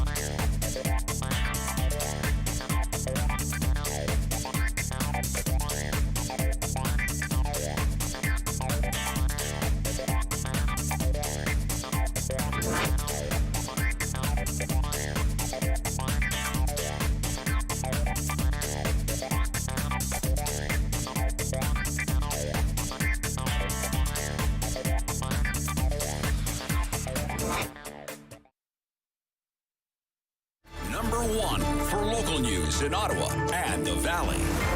This is City News, now on 101.1 FM and 1310 AM. It's Thursday, September 1st. Good morning. I am Damilola Onime. Right now in Ottawa and in Smith Falls, it is 13, and here's what's making news this hour. Parents in Ontario can now book COVID-19 booster shots for their children aged 5 to 11. Appointments became available through the online vaccine portal as of 8 a.m. this morning. Appointments can also be booked through local public health units as well as some pharmacies and healthcare providers.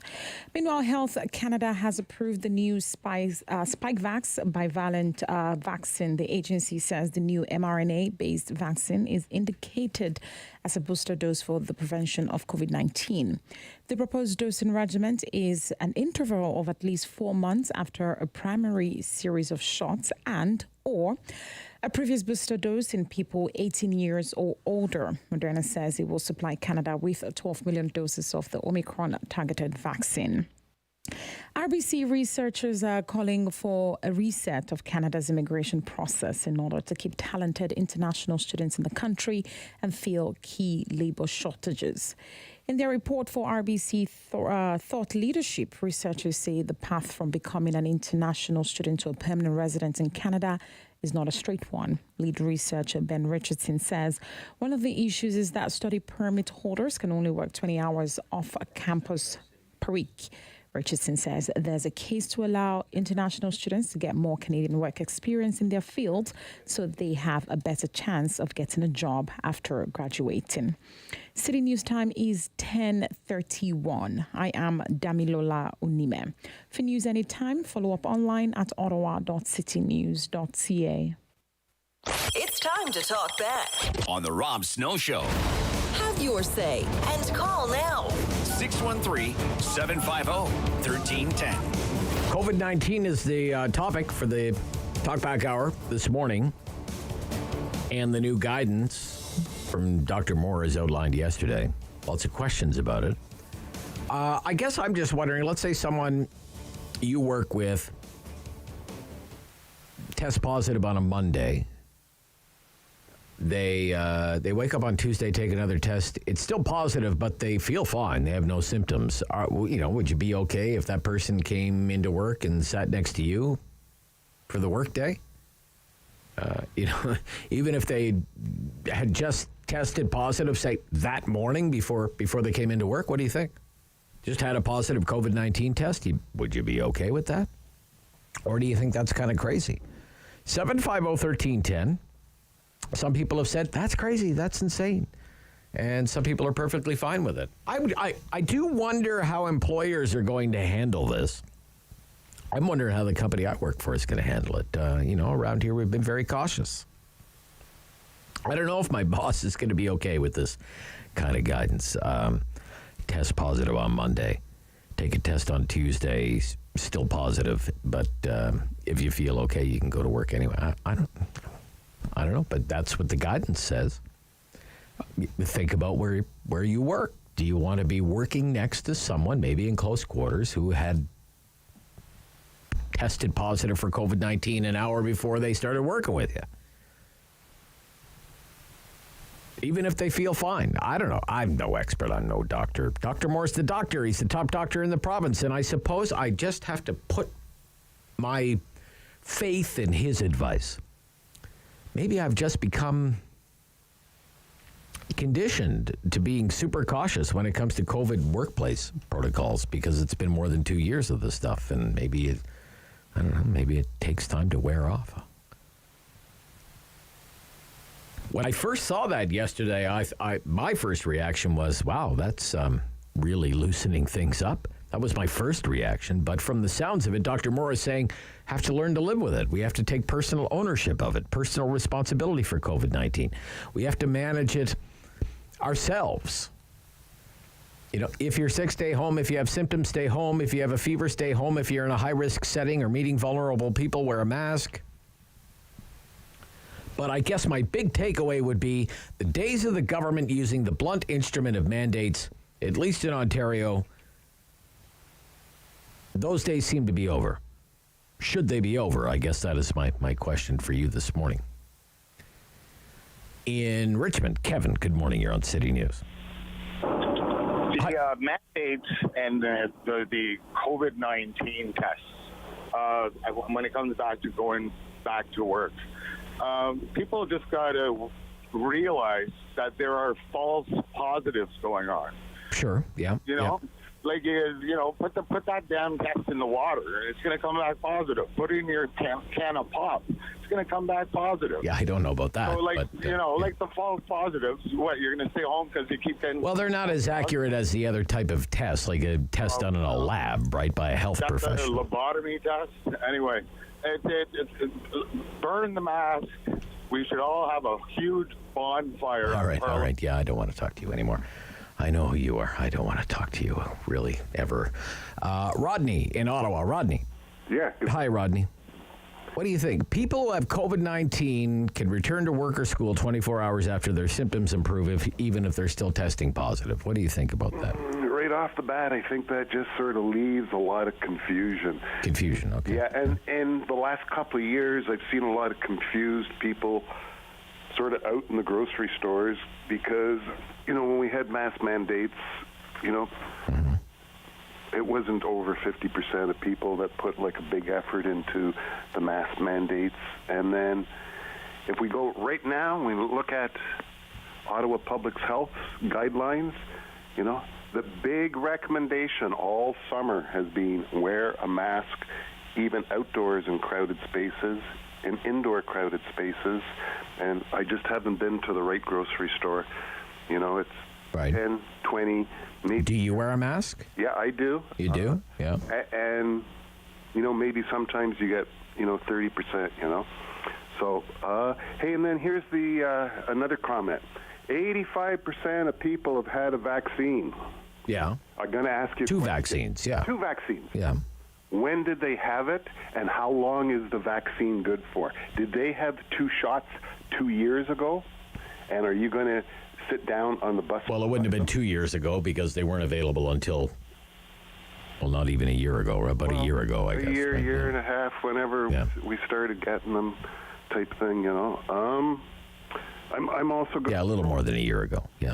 I'll also throw out the thought frame is, I'm just sort of wondering, is the Ontario government heading for a class action lawsuit for the families that end up missing a loved one? Oh, I don't know about that. Well, hey, that might anyway, that's kind of outside where I am. Well, let's think about a workplace. Okay. Okay. All right. I wake up, maybe I'm feeling kind of crappy. I take a COVID test at home, one of the rapid tests, and it says I'm positive. So I stay home that day. I wake up the next morning, I feel fine. But I take the test, I'm still positive. I feel fine. I don't have a fever, cough is gone, whatever I had yesterday is gone, but I'm still testing positive. According to this guidance, I can still go to work.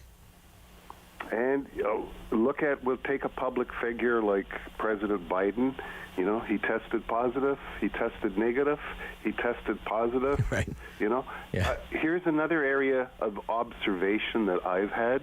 Okay. And I'm going to mention one word and you're going to scream. That'll be China, but it'll be the China lockdown.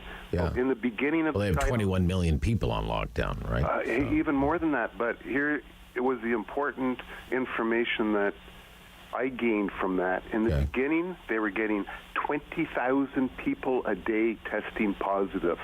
97% of them were asymptomatic. That meant they felt totally fine, and they walked around doing whatever. At the end, when they made a mistake, because if you have zero COVID, zero is zero, they had 20 people testing positive. They had 1%. Yeah, I suppose, but would we tolerate that kind of thing? I mean, after 2 years, I mean, it's easy to lock down people in China in an authoritarian state. Don't leave your apartment or we're going to throw you in prison. It's pretty, it's a kind of a convincing way, I suppose, to control an infectious disease. Rodney, would we stand for the same kind of thing here? Or would we have the honkopolis again downtown? Wayne in Ottawa. Wayne. Hi. Hi, Wayne. Wayne, what do you think of this guidance from Dr. Moore yesterday? Even if you're still testing positive, as long as you don't have any symptoms, you can go to work. What do you think about that? I don't agree with it at all. Okay, do you have your radio on in the background or TV on or something in the background? Yes, I do. Yeah, can you turn that down for me, please? Thanks. Yeah. Thanks, buddy. Yeah. Go ahead, Wayne. I don't agree with it at all. Could you imagine in a restaurant? In a restaurant, yeah. And they have COVID and they're serving your food? Well, that's it, yeah. Yeah. You know, like, that'd be crazy. Okay. As far as I'm concerned, they should stay home. It used to be, stay home for 5 days.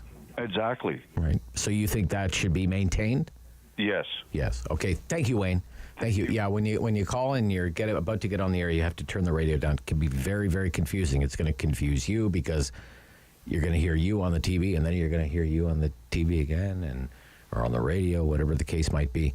I guess my big worry right now would be the hospitals, right? The hospitals are already under immense pressure, as bad as ever. Dr. Cushman expressed this in the first hour of the program from Renfrew County Chief Medical Officer of Health. And we're running this news story today about the Kemptville Hospital closing its emergency department 7 p.m. to 7 a.m. At least for the next week or so. Staff burnout, COVID-19 related work absenteeism. I'm just a little bit worried, as was Dr. Cushman, what this new guidance could mean and whether it would make matters worse at the local hospitals. Maybe my fears are unfounded. Like I said, I'm not the expert. It just leaves me a little on the worried side. Some people on social media, man, they're just totally losing their minds. I mean, they're very angry with the guidance. They think it's just asking for trouble. Just asking for a big jump in cases in the coming days and weeks. With this ongoing staffing shortage in healthcare. But again, it's social media and Twitter, people are always mad at someone about something on Twitter. So what do you think, folks? Like, let's use this example. I keep coming back to this example. Someone you work with tests positive on Monday. Are you okay if they come to work on Tuesday, even though they're still positive, but they don't have any symptoms? You okay with that? Tracy in Elmont. Tracy, you're on City News. Good morning, Tracy. Can we put Tracy on the air, please? Thank you, Tracy. Good morning, Tracy in Elmont. Yeah, so my thoughts are that this policy is really predicated on the idea that people without symptoms are going to be testing. Because how do we know that someone with symptoms is actually going to someone without symptoms is actually going to bother taking a test? They might not. So well, maybe somebody feels like they have some symptoms on a Monday, but maybe those symptoms are gone on a Tuesday. So if they have symptoms and they take a test and it's positive, then that would be in line with the guidance to stay home. But if someone has no symptoms, why would they take a test? They might not take a test. They might not take a test. They might be COVID positive without having tested. Right. So this whole thing is predicated on the idea that people without symptoms are going to be self-testing every day. So does that make it flawed, in your opinion? Totally. Totally flawed? So you disagree with it? You disagree with the guidance then, Tracy? Do I disagree with it? No, I agree with it in the sense that people with symptoms will test and they will stay home. People without symptoms, we can't enforce everyone without symptoms to test every single day to determine if they're positive. And if that's the case, they would make the decision to go into work or not. I think you can't, unless you're going to provide rapid tests to everybody and tell them every day you wake up, you have to test in the morning with or without symptoms. And then if you have no symptoms and you're positive, then you would make the call to come in or not. It's flawed. It's flawed. But you still don't totally disagree with it, though, which is interesting to me. Okay, thank you, Tracy. Thank you. Going to let you go. Let's take another one here. Dan in Ottawa. Dan. Hi, Rob. Hi, Dan. I want to talk to you about something here. But first of all, can I send a shout-out to all the nurses and the staff on the 5th and 2nd floor of the Civic Hospital? For sure, Dan. Thank you for doing it. Those brave people are unbelievable. I mean, even the people that bring your dinner to you, I mean, they walk into places that they shouldn't have to walk into. Okay. So having said that, I went in for not a specific reason other than COVID, but I had a broken bone, actually. Okay. So I went in, and I got tested for COVID. I guess they automatically do that. Yeah. And I came back negative. I thought, oh, okay. So about a week later, I was with a physiotherapist, and I was doing some walking around just to check my broken bones. And she said, well, we can't go in the hallway. I said, well, why not? She says, well, you're COVID positive. I said, what? Nobody told me this. Anyway, I tested positive for COVID. And I was put in a 10-day thing wherever they isolate you type of thing. Right. I had no symptoms other than maybe a bit of a headache, maybe tired, maybe a bit of a cough, but absolutely nothing. So anyways, I got through that. I got through my broken bones. I'm home now. But the point is, I think that, when this first broke out 2 years ago, I was absolutely terrified, like most of the population. Right. You know what? Now, you know what? It comes and goes. To me, maybe I don't wear a mask. I'm okay. I got to go for a checkup today. I'm not going to wear a mask. I'm not scared of it anymore. Okay. I don't know if that makes sense. Or am I an idiot? Sure, it's been, no, because a lot of people have had it. I know all kinds of people who have tested for COVID and have had COVID. It's been demystified for a lot of people. Yeah. Right? It's not. That's the way I feel about it. To me, it's just another illness. Just another illness. Okay, thank you, Dan. Thank you. Okay. Which is not to say some people will not get severely ill and some people will die.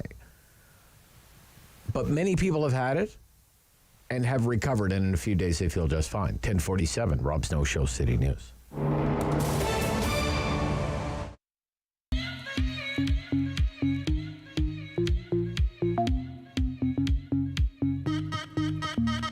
My prayers to the sacred vow, for the ashes I will learn. Tobacco down, my prayers up for the years that I have yearned. This disconnect, I will object, my future won't be burned. I show respect, I will connect, my future won't be turned. When I do this, do it for the youth, indigenous, give it back to my roots. Do it for my kin, do it for the truth.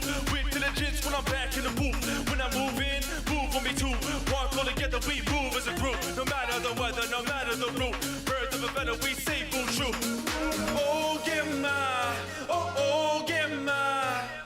Just let your spirit guide our future generations. Oh, get my. Just let your spirit guide our future generations. Come on. Oh, get my.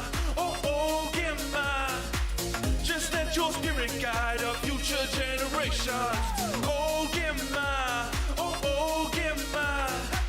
Just let your spirit guide our future. Fresh on the scene, follow a dream. Living life clean, if you know what I mean. Don't want you to follow, I want you to lead. The youth of tomorrow, they're gonna see. Never live faded, keep my hair braided. Leading a nation with no separation. Know we can make it, know we can break it. Feel the vibration through all generations. Ripple effect, trickle the steps. Bridging the gap with civil context. We'll cripple the next, with little respect. Fixing the past, cause you know we all blessed. Opening doors, use education. Carry the torch with participation. Opening boards, use conversation. The future is yours, it's time that you take it. Oh, get my. Just let your spirit guide our future generations. Oh, get my. Just let your spirit guide our future generations. Come on. Oh, get my. Just let your spirit guide our future generations. Oh, get my. Just let your spirit guide our future generations. Revitalize traditions, let the youth bring it back. Revitalize traditions, let the future bring it back. Revitalize traditions, let the youth bring it back. Revitalize traditions, let the future bring it back.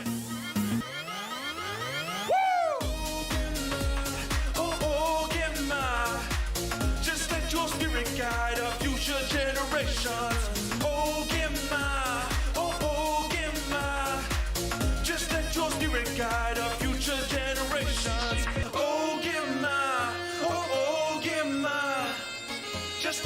spirit guide our future generations. Back. Hello. On the Rob Snow Show. The phone lines are open at 613-750-1310. Now, the Rob Snow Show continues. Mario in Canada. You're on City News, Mario. Hi, Mario. Hi, Rob. How's it going? It goes. Oh, Mario, thank you for being a first-time caller. Really appreciate that. What do you think about this new guidance, Mario, from Dr. Moore? I was mentioning that I'm kind of in a little bit of a tug of war because on the personal side, yeah, it's scary. We've been, I agree with you that we've been conditioned to have our guard up and to look at the risk around us. So going into a restaurant where someone may have tested positive that morning, going into a school, all these things, they bring up feelings that you have, and immediately your guard goes up, so you want to reject the idea. But then I kind of look at the other side of things where, I'm concerned in the news, shortages, staff shortages, economics, all these things are putting pressure on us. And I don't know, hopefully people smarter than myself will know what are the consequences of this, and are we trying to navigate that, or are we accepting more risk because the damages are far greater in the long run? And I don't think that's something that wants to be openly discussed as often, but is there a political pressure behind it? And if so, is that based on science or economics, or is it more just the nature of us kind of not knowing what we're doing and just making decisions on the fly? So there's a trust that's been broken, and it's hard to kind of navigate that nowadays. Okay. Thank you, Mario, for your call. A few lines available there if you still want to express an opinion on this.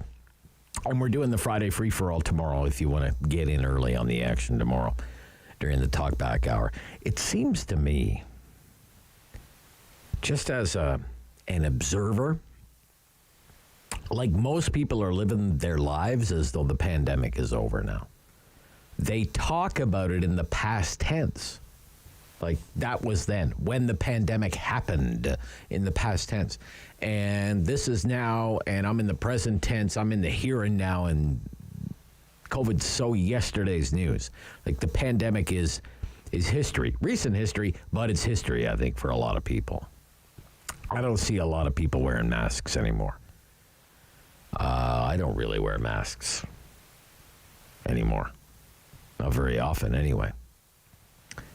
People's lives are, they're slowly returning to normal. They're doing a lot of things that they weren't able to do during the pandemic. They're going out to restaurants. They're out socializing.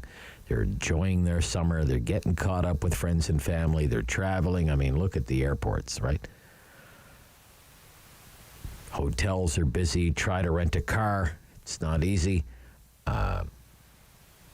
COVID's in the rearview mirror for a lot of people. No.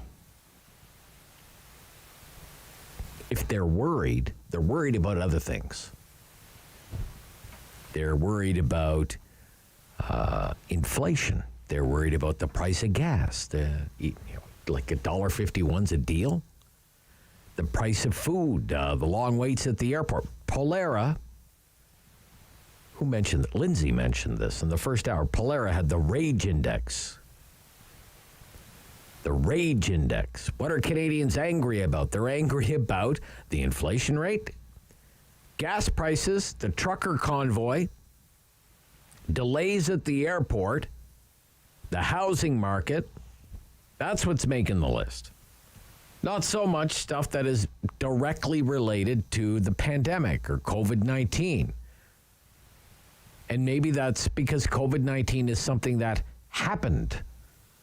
But for most people, it's over. And then the Canadian Press has a story this morning about the latest Pew survey. Headline, bogus information online, climate change, top Canadian fears in latest Pew survey.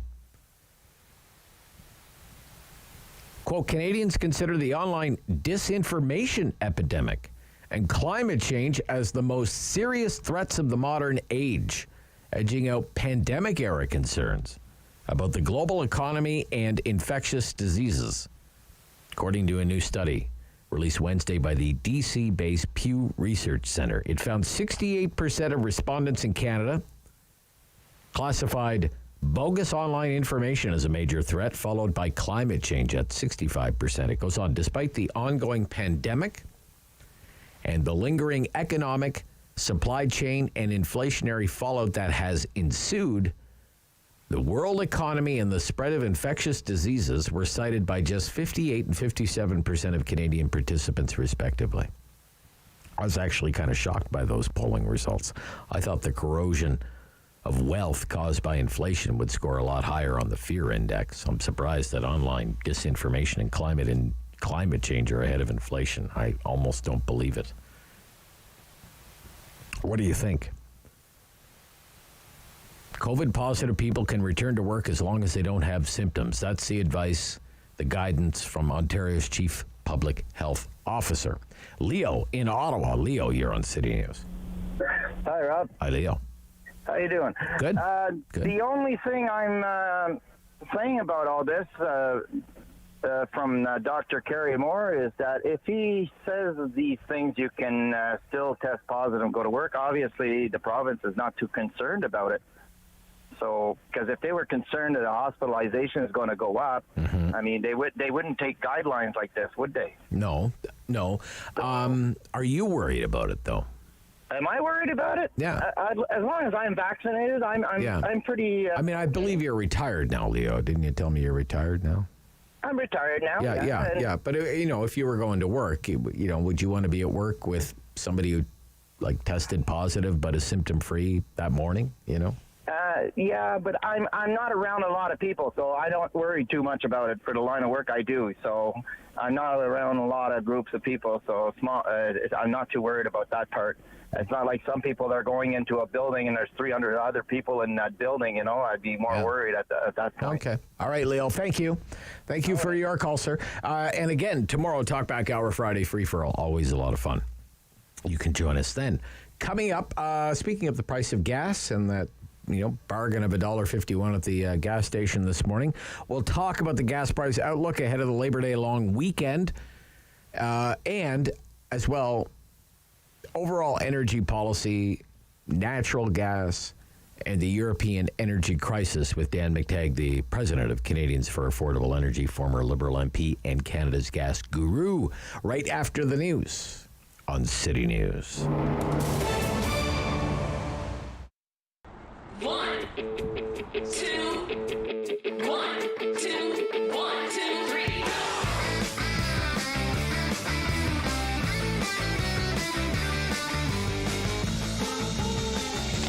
Today is a very exciting day. We are officially opening the Interzip Rogers for the summer season of this year. Last year we were expecting to have maybe 20,000 people, and we actually had over 30,000 riders for the first year. So we're really excited to reopen this year.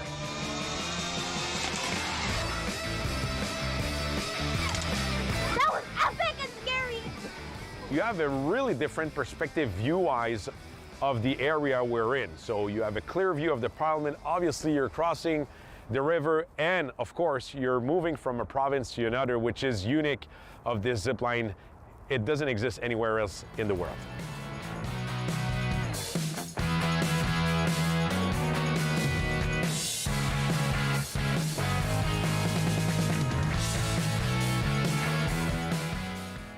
Rogers has been partners even before Interzip opened, actually. They were all in the first meeting we had with Rogers, and that for us was really a nice commitment. We're really fortunate to have Rogers with us, and on top of having Rogers, it's basically the name of the zipline, which is the Interzip Rogers, that is now pretty much renowned across the country.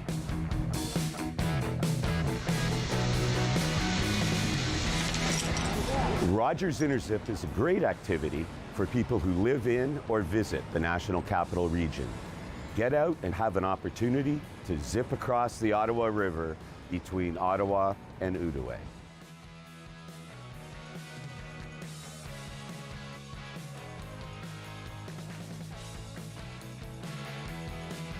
City News. CIWW 1310 AM in Ottawa. And CJET 1011 FM in Smiths Falls and the Valley. Number 1 for local news in Ottawa and the Valley. This is City News, now on 101.1 FM and 1310 AM. It's Thursday, September 1st. Good morning. I am Damilola Unime. Right now in Ottawa and in Smiths Falls, it is 13 degrees, and here's what's making news in Ottawa and the Valley. Health Canada has approved Moderna's new COVID-19 booster shots. The bivalent vaccine targets both the original strain of the novel coronavirus and the Omicron variant. The UK approved Moderna's bivalent vaccine 2 weeks ago, and the US gave Moderna and Pfizer Omicron fighting shots the green light earlier this week. Health officials are also expected to make an announcement today on the ongoing fight against COVID-19. The new guidance from the province on those testing positive for COVID must come with personal responsibility. Now, that's according to Dr. Robert Cushman, the Chief Medical Officer of Renfrew County. He tells City News there are some things everyone has to watch for before going out. If you've got these acute symptoms, head cold, fever, whatnot, runny nose, for sure, make sure they're clear. And Cushman says while people have done a good job so far, everyone has to get their vaccines when eligible. With the weather forecast for Ottawa and the Valley, here is City News meteorologist Jill Taylor. Sun and cloud and cooler temperatures as we mark the 1st of September. Strong wind out of the west-northwest. The high only about 19 degrees. Tonight mainly clear and 9, and then warmer tomorrow after a rather cool morning. Lots of sunshine. The high 28. For today, the high 19. City News time 11:01. With schools set to open next week, there might not be enough school bus drivers to meet demand in both Ottawa and the Valley. That's according to School Bus Ontario. They also anticipate that these shortages will continue well into the school year and maybe even beyond that. City News reporter Perushka Gopokista has the details. The shortage of school bus drivers are not just in Ottawa, but in the Renfrew and Ontario regions. Nancy Denyo, the executive director of School Bus Ontario, says in the Renfrew region, it's hard to pinpoint the number of bus drivers needed as they can fluctuate on a daily basis. But she tells me the shortages are not just caused by the COVID-19 pandemic. It began right after kindergarten went to full day, and the middle shift in the middle of the day was eliminated. So essentially the job became a part-time split shift that is seasonal. So that shrunk the pool of drivers that really wanted to do the job. Now, she says School Bus Ontario is in talks with the government in hopes that they can improve these challenges in the near future. But she anticipates these shortages could continue well into the school year. Pirushka Gopalkista, City News. City News time 11:03. Heading into the long weekend, Ottawans can fill up their gas tank at a much lower price. Now here's City News reporter Carl Hansky with the price of gas today and what to expect going into the fall. The average price of gas now just under $1.52 a liter, thanks to a 7-cent drop overnight. And drivers like that prices are going in the right direction right now, down. Any break on the fuel prices, we would love it. It's really nice to have it. How low would you like to see prices go? I mean, I'd love to see around $1, but I cannot see that just because of the economy. The gas price experts believe prices will actually start surging upwards again after this long weekend. Drivers say, of course they will. They always go up and down. I mean, it's unbelievable. They say that it's because of the weather in the U.S., and then it's because of something else. They always find an excuse. And we as Canadians, we just take it. Now, fall is generally when prices do go up, so how high will they go this time? Some think back up to the $1.90 range. Carl Hansky, City News. And the price of gas drops another 2 cents to $1.49.9 tomorrow. I am Damilola Unime. For news anytime, follow up online at ottawa.citynews.ca. He's a pillar of community opinion. The Rob Snow Show returns on Rogers TV and City News. 101.1 FM and 1310 AM. Here with Dan McTeague, former Liberal MP. Going way back. He's the president, Canadians for Affordable Energy. The gas price wizard. Good morning. Welcome back. It is a good morning. It's a great morning. It's nice to be back, not telling people the price is going up. $1.51 or thereabouts in Ottawa. What's the forecast for the Labor Day long weekend? Another decrease tomorrow. You're going to see prices go down to about $1.49.9. I think you just said that your news report. And probably another pennies drop on Sunday. So we could see prices down to 148.9 as the top end here in Ottawa. And what that really means is that we're looking at prices we haven't seen since about January the 27th, 28th. When you think about it, it's summertime still. Demand is still strong. Supply is very, very tight. You got to wonder how these prices have gone from where they were, Rob, when you and I spoke back on the 11th of June, when it was $215.9 a litre, the all-time high here in Ottawa. Right. So what explains what's happened? Panicky, nervous markets. Okay. And those, look, there are two people involved with trading energy, oil, gasoline, diesel, and the like. The first, of course, are the real physical traders, those involved directly getting one product to the other, refineries, etc. The second one is the much larger paper traders, the derivatives traders. Those folks believe that the headlines like lockdowns in China, the possibility that the United States is going to embrace Iran with open arms and have them, remove all the sanctions that they've placed on them over the past 5 or 6 years or so. Inflation, panic about demand destruction. All of these things tend to be the focus today, and that's why we've seen a dramatic drop in the price of gasoline. Wow, 66, 67 cents a liter. That's a $40 savings on a tank full of gasoline, but that's really what's driving this. OPEC obviously is not happy. Their Saudi Minister of Energy a week and a half ago called it a dysfunctional market. Yeah. I hate to say it. I agree with them. Okay. Because I think there has to be a happy medium. This is not it, and that's why I believe that in September, unlike most months, September we could start to see prices rise, even with the decrease that we always get when gasoline goes from, drops about 4 or 5 cents a liter as we shift from more expensive summer gasoline blends to cheaper to make winter blends of gasoline. I don't like high gas prices. Very painful for my household budget. Most Canadians don't like high gas prices. I'll tell you what, though, governments like Alberta, and I'm sure the federal government as well, it's been great for them. Jason Kenney's government, $13 billion, boom, going to pay down the debt in Alberta. $20 billion in royalties just from the oil sands. Damn. It's been great for government, this climate. Are you there, Dan? I am. I'm just hearing something in the background here. So okay. All right. We'll fix that. Sorry. Yeah, no problem. But it is good news, obviously, but for governments for now. But bad news if it continues, because, we still have this thing called debt. We still have this thing where we've said no more to building pipelines and addressing the world's problems and getting more oil and natural gas to the rest of the world. Apparently, our Prime Minister believes there has to be a business case. Yeah. Not so sure that's something that Europeans would agree with today, but I'll leave that for the next few months, because I think the winter in Europe is going to change the dynamics of where energy markets are going and how. Yeah, I want to talk about that a little more, but let's hold on a second here. In the short term, gas prices down, but after Labor Day, there are these predictions that gas prices will start to increase and maybe rather dramatically. Is that your forecast as well? Yeah. Yeah. Well, no, it was my forecast. I'm glad others have joined. That's not to take away from those who are doing this. But, look, I predict a few days in advance. The longer-term prediction is always something that brings in a number of variables. But about a year and a half, 2 years ago, I had predicted $2 a litre this summer in Canada, and it happened. A lot of people were, of course, disbelief as to how it would happen. I believe the same thing exists. Canada is doing its utmost to try to restrict, production, the use of fossil fuels, and that's going to create, a bit of a surge in prices. Then they're adding taxes on top of that. They, the federal government, and other governments as well.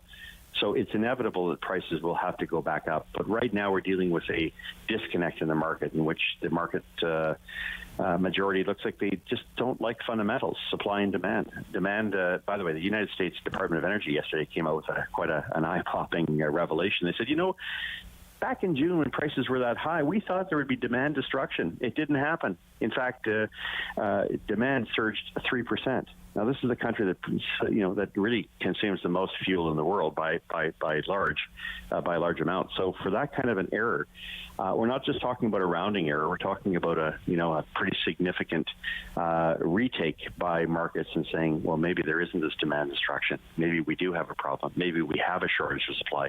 We sure as heck have one when it comes to diesel. It's likely to spread over to gasoline. Yeah, I noticed this morning diesel's still above $2 a liter for diesel at retail. So yeah, it's a proxy for natural gas, which is being cut off in Europe, and it'll be used a lot more in Europe for heating oil, for jet fuel. It's all part of the same distillate family. So watch for those prices to get extraordinarily high, and the long term, Rob, I think is going to see us sustaining prices well above $1.75, possibly pushing back to $1.90 as we head towards November and December when winter cold starts to grip not just Canadians but Europeans in particular. Okay, let's switch from gasoline to natural gas.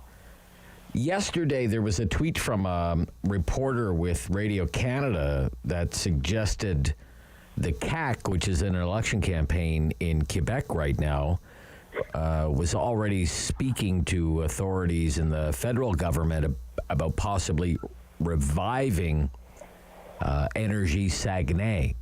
Remember, the company pulled up stakes and left, even though the pipeline was already under construction, shortly after the rail blockades, citing the political climate in Canada.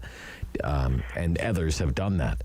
But then later in the day, the English CBC came out and had a report that Premier Legault shot that down and said there's basically never going to be another new pipeline project in Quebec, that it's a non-starter. There's no social license for it. Energy Saguenay, would it help right now, a project like that? Well, it certainly would, given you've lost 16 of 17 proposals.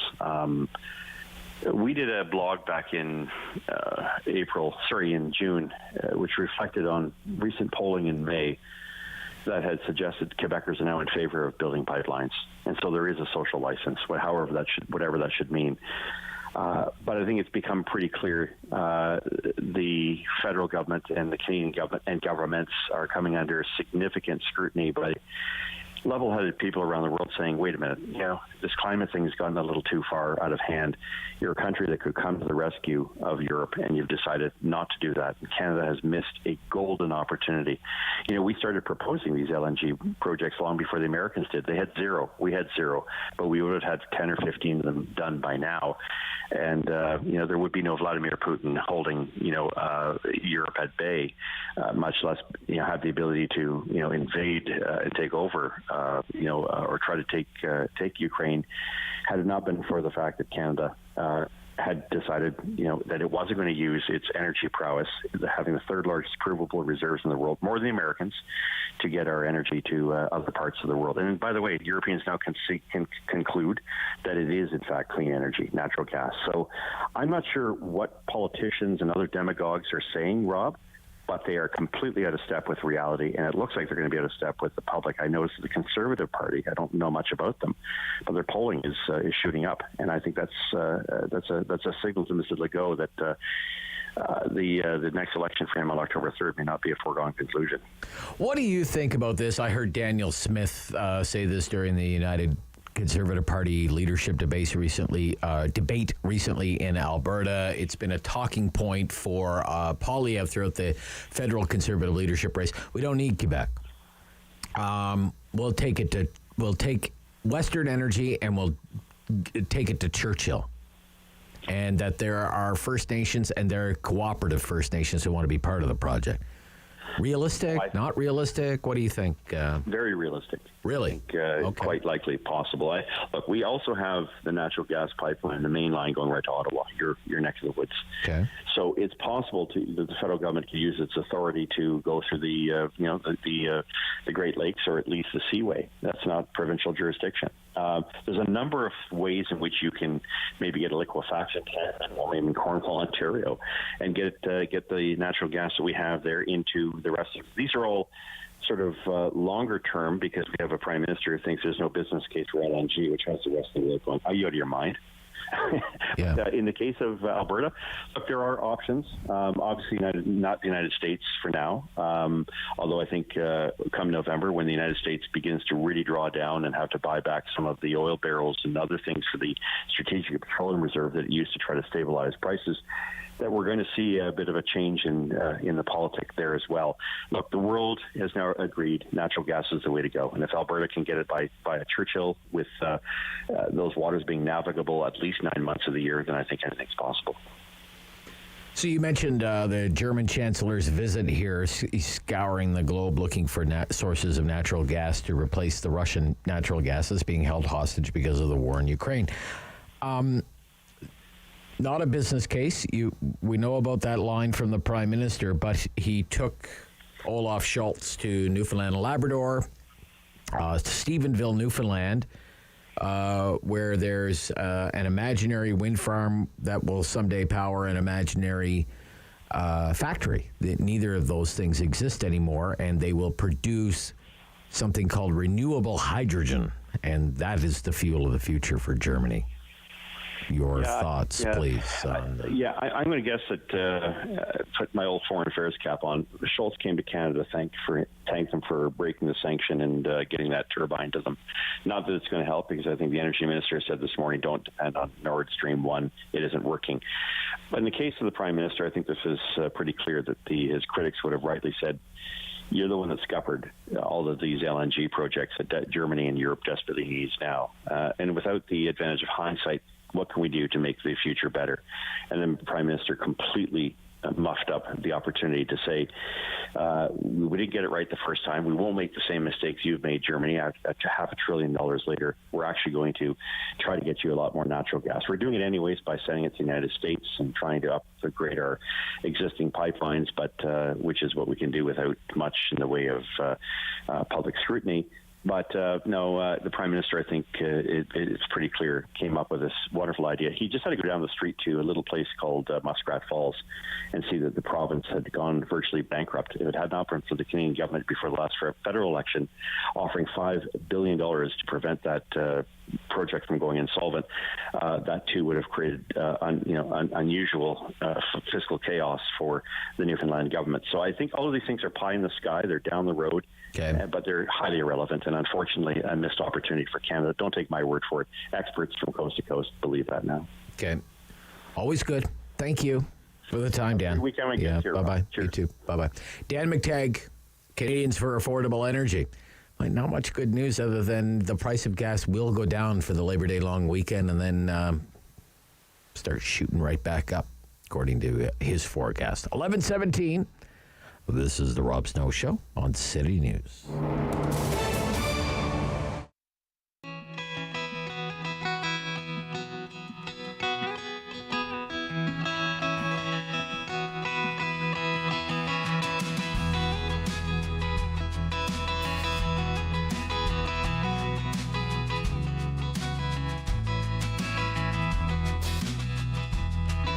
We slept down in the valley where the Saskatchewan flows, and I've got my feet full of Alberta rose, Alberta rose, Alberta rose, prickles in your feet, makes you feel like going home.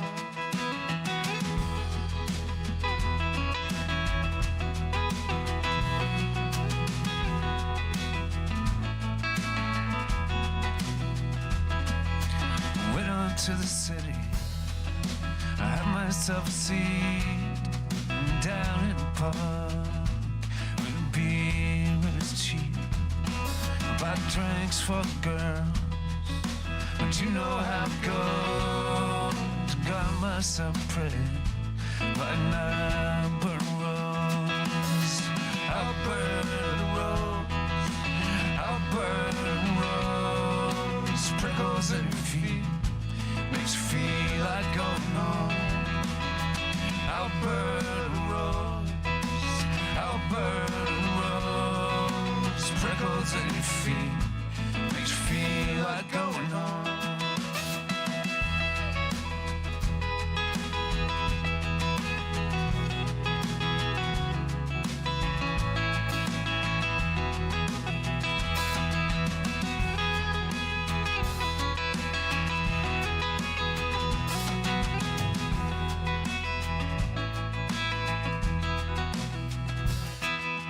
slept down in the valley with Saskatchewan flows, and I got my feet full of Alberta rose, Alberta rose, Alberta rose, prickles in your feet, makes you feel like going home.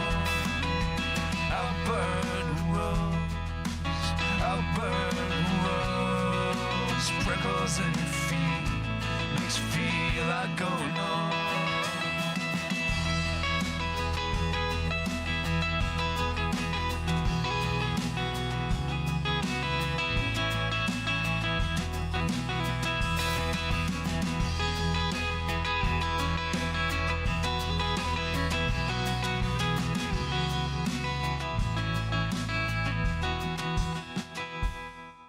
Storage.ca for details.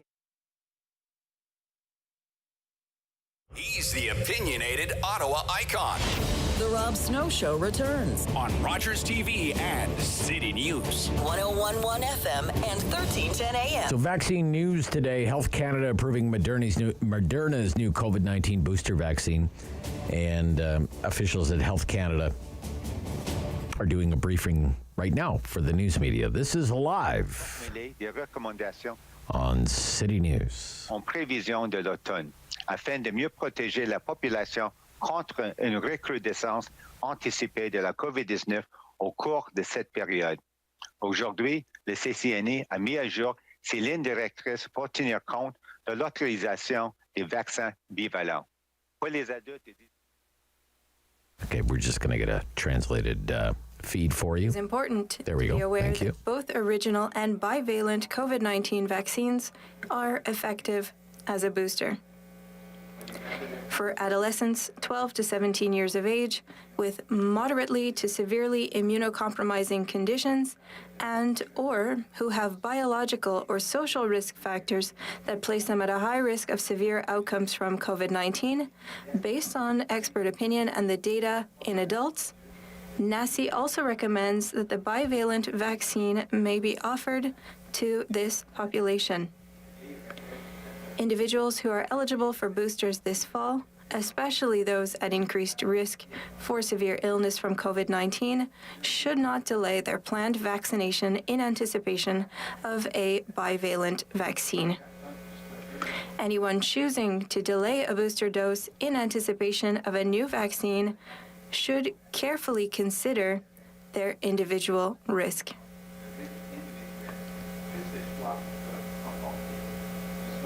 We are in close contact with provincial and territorial counterparts and understand they will be rolling out vaccination programs shortly for the fall. In fact, some vaccination campaigns have already begun. In terms of the availability, based on provincial and territorial projections, there will be enough supply of the Moderna Spikevax bivalent COVID-19 vaccine in Canada for everyone 18 years of age and older this fall and winter. Canada is well positioned to offer a robust bivalent booster campaign, and shipments will begin arriving over the coming days and months. Okay, so that is Dr. New, Howard New. He is the Deputy Chief Public Health Officer at the Public Health Agency of Canada on this bivalent. We're going to have an expert on the program right after the show who knows all about this, our vaccine expert, Dr. Don Bowdish, world-renowned researcher from McMaster University. So it's a Moderna vaccine, COVID-19 booster vaccine, bivalent vaccine, targets both the original strain of COVID-19 and its Omicron variant. And Dr. New just updating people on that.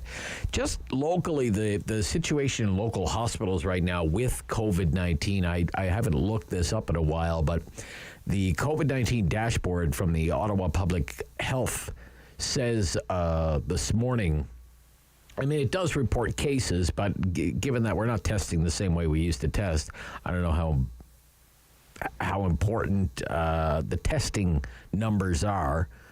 7-day average newly reported cases. 7-day average newly reported cases, 59. Active cases, 635. And the language that it's using now is currently in hospital because of an active infection. Because of an active infection, that number is 29 because of an active infection. In other words, it's COVID-19 that put the person in the hospital.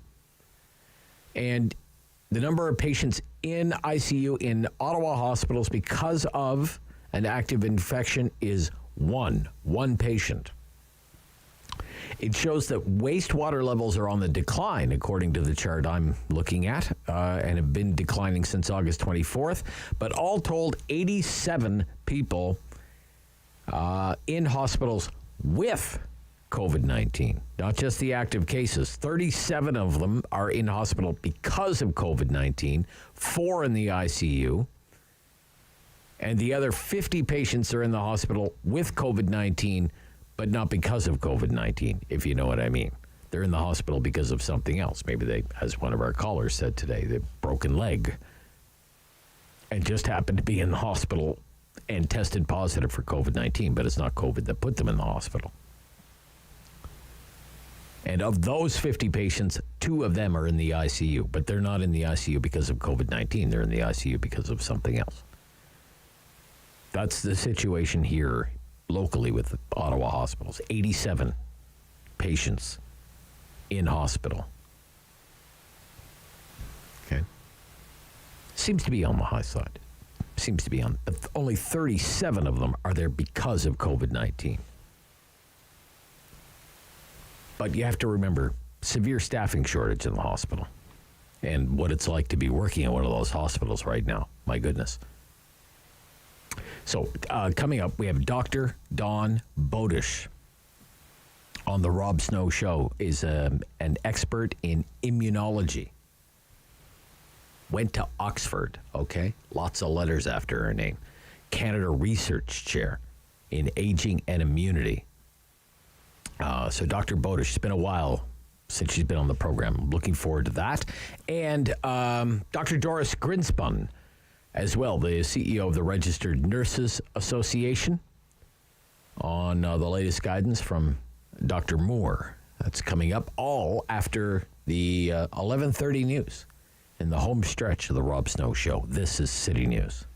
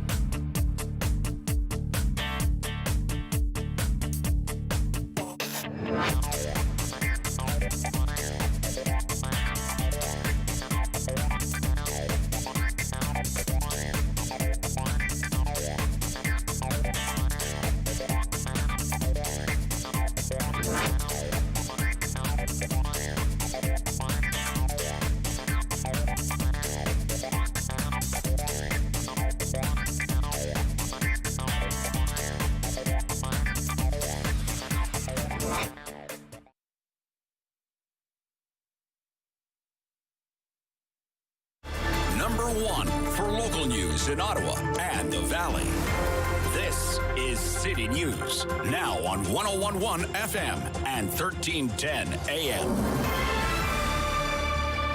It's It's Thursday, September 1st. Good morning, I'm Danielle Bain. Right now in Ottawa, it's 13 degrees, partly cloudy skies, and in Smiths Falls, it's 15.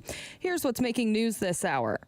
Health Canada has approved Moderna's new COVID-19 booster vaccine. The bivalent vaccine targets both the original strain of the novel coronavirus and the Omicron variant. The UK approved Moderna's bivalent vaccine 2 weeks ago, and the US gave Moderna and Pfizer's Omicron-fighting shots the green light earlier this week. Health officials are also expected to make an announcement today on the ongoing fight against COVID-19.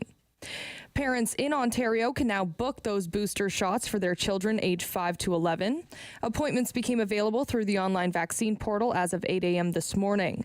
Appointments can also be booked through local public health units as well as some pharmacies and healthcare providers. After news from Ontario's top doctors saying those who test positive don't have to isolate anymore, the Chief Medical Officer for Renfrew County, Dr. Robert Cushman, says there are some things everyone has to watch for before leaving their house. He advises to make sure you're clear of acute symptoms like head cold, fever, and runny nose. And round 2 of the U.S. Open continues today after some big wins yesterday. Serena Williams defeated world number 2, Annette Kontaveit, in 3 sets to advance to the third round of what could be her last tournament ever.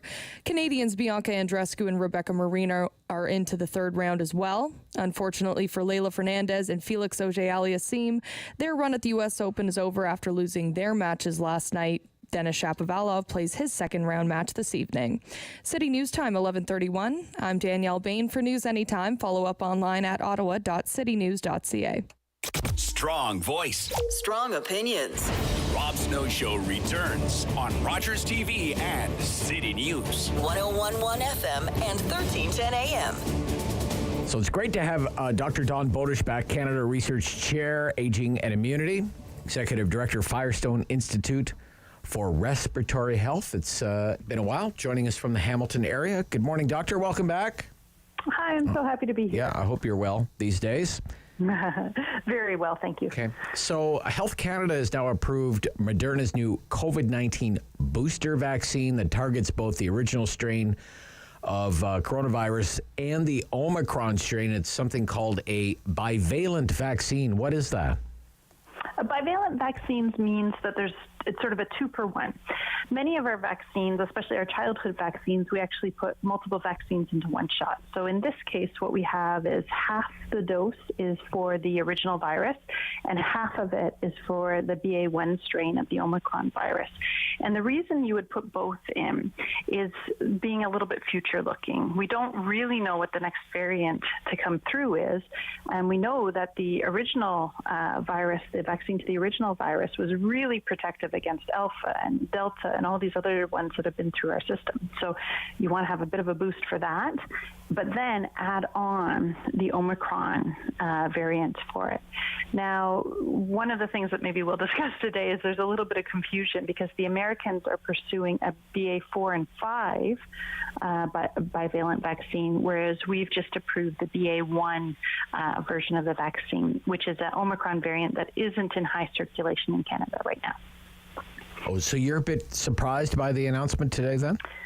No, I think the Canadian approach is always one that is measured, cautious, and balances public trust with the vaccine. So the Moderna application actually went into to Health Canada a few months ago, and what it included was data that they've released publicly showing how well their bivalent vaccine works in creating really high quality antibodies against the original variant, BA1, BA2, BA4, BA5, as well as including some safety data. Okay. We know that a lot of Canadians don't have a lot of trust for these vaccines, so it's showing that these vaccines don't have any more side effects than the original one was something that was really important is important for Canadians to hear. The American approach is a little bit more like what we do with the flu vaccine. So every year we pick the strain that we think is going to be the one that's problematic. We make a vaccine for it. We do a very small study to make sure it generates immune responses in people, but we don't really worry too much about redoing a phase 1 or phase 2 or phase 3 clinical trial because the technology is the same. It's just the thing it's targeting is a little bit different. So whereas the Canadian approach was taking a little bit more of a measured, slower, getting some safety data included in that, the American approach is a little bit more like what we do with the flu vaccine. I have no doubt that there will be other applications for other bivalent vaccines that include the BA.4/5. Okay. But for now, what we're looking at is a BA.1 booster campaign for the fall. Okay. What do you expect to happen with the Pfizer product as well? It will go through the same rigorous review process through Health Canada, and I suspect we'll have some options soon to have multiple vaccines. Canada has actually been a little bit unique, and something that people aren't aware of is that we've relied really heavily on Moderna vaccines for us, and in fact, it's really been to our benefit, because what we found in my studies and studies from other researchers all over the country is that the Moderna vaccines have a little bit more mRNA in them. And so what they do is they induce a stronger immune response that's a little bit longer lasting. And one of the reasons that Canada has had a little bit better success in controlling the virus than other countries that have relied exclusively on Pfizer is the fact that we did this mixing and matching, and we've relied really heavy on Moderna. So part of what will be taken into account in this decision-making process is our known success in using so much Moderna, and the fact that their formulation with their dosing, we have reason to believe that, again, we'll have slightly better responses, slightly longer lasting if we use Moderna over the Pfizer variant. Okay, so speaking about lasting, we were just, my producers and I were just kind of doing it in our head here, trying to think back to when we first were all lining up for our shots the first time around it, February, March of last year, 2021, and then getting a second dose so many months later, whatever it was, 3 months later or whatever it was. So that was more than a year ago for a lot of people. So we see about half the eligible population has not had a third shot. So for 50% of the population is not a third shot, still walking around with 2 shots that they had more than a year ago. So how protected are those people, do you think, Dr. Bowdish, right now? They are effectively not protected from having a symptomatic infection, meaning that they have virtually zero protection, maybe at best, 9%. They do have some protection against death and dying and hospitalization, but even that, we're starting to see that people who've only had 2 doses, especially older adults, are ending up in hospital now and getting sick. So if you've only had 2 doses, any vaccine you can get for your third dose is going to help you out a little bit. Remember that Omicron is a virus that can sneak under a waning immune response. So you really have to move away from counting the shots and saying, I've had 2, I'm done. I've had 3, I'm done. I've had 4, I'm done. To thinking about when was your last shot. And we know that really 6 months seems to be when that risk of getting those symptomatic infections really seems to increase with Omicron. So try not to count the numbers. Think about when was the last time you had one. Okay. The fact that if we go back to your train of thinking, say more than a year ago, how surprised are you that the efficacy after 2 doses seems to have waned the way it has? As a scientist, were you surprised by that? Were you disappointed by that? Give me your thinking as a scientist there. To be honest, I was so shocked at how well they worked after 1 or 2 doses against the ancestral. That was, the original criteria we had was a 50 to 60% reduction in deaths and dying would be a success story. Okay. And what we ended up getting was over 90% from symptomatic infection. So, but I will say that I always knew that 2 doses wasn't going to give lasting immunity. If you look at all our childhood vaccines, they come in 3s, they come in 4s. And that's because the immune system is actually more likely to forget things than remember them. And you really have to hammer home with boosters to get long-lasting immunity. So it's of no surprise to me at all that we need to get 3 or 4 doses in there. That is just a standard part of immunology. And of course, couple that with the fact that we now are in this world where the virus is mutating to try to avoid the immune response, it's not too surprising that this fall's campaign will probably not be the last vaccine you ever get. And many people are trying to look at radical new strategies, including things like inhaled vaccines, to try to stop any infection with the virus. But for right now, we're dealing with variant by variant. Yeah, and that's not incredibly novel.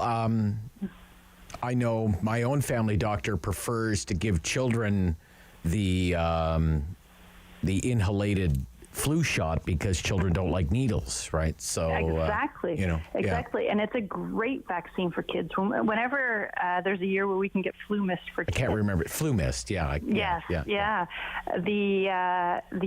vaccinations go up because, like you said, so many kids are needle phobic, and so which is totally understandable. Easier on parents, easier on the child.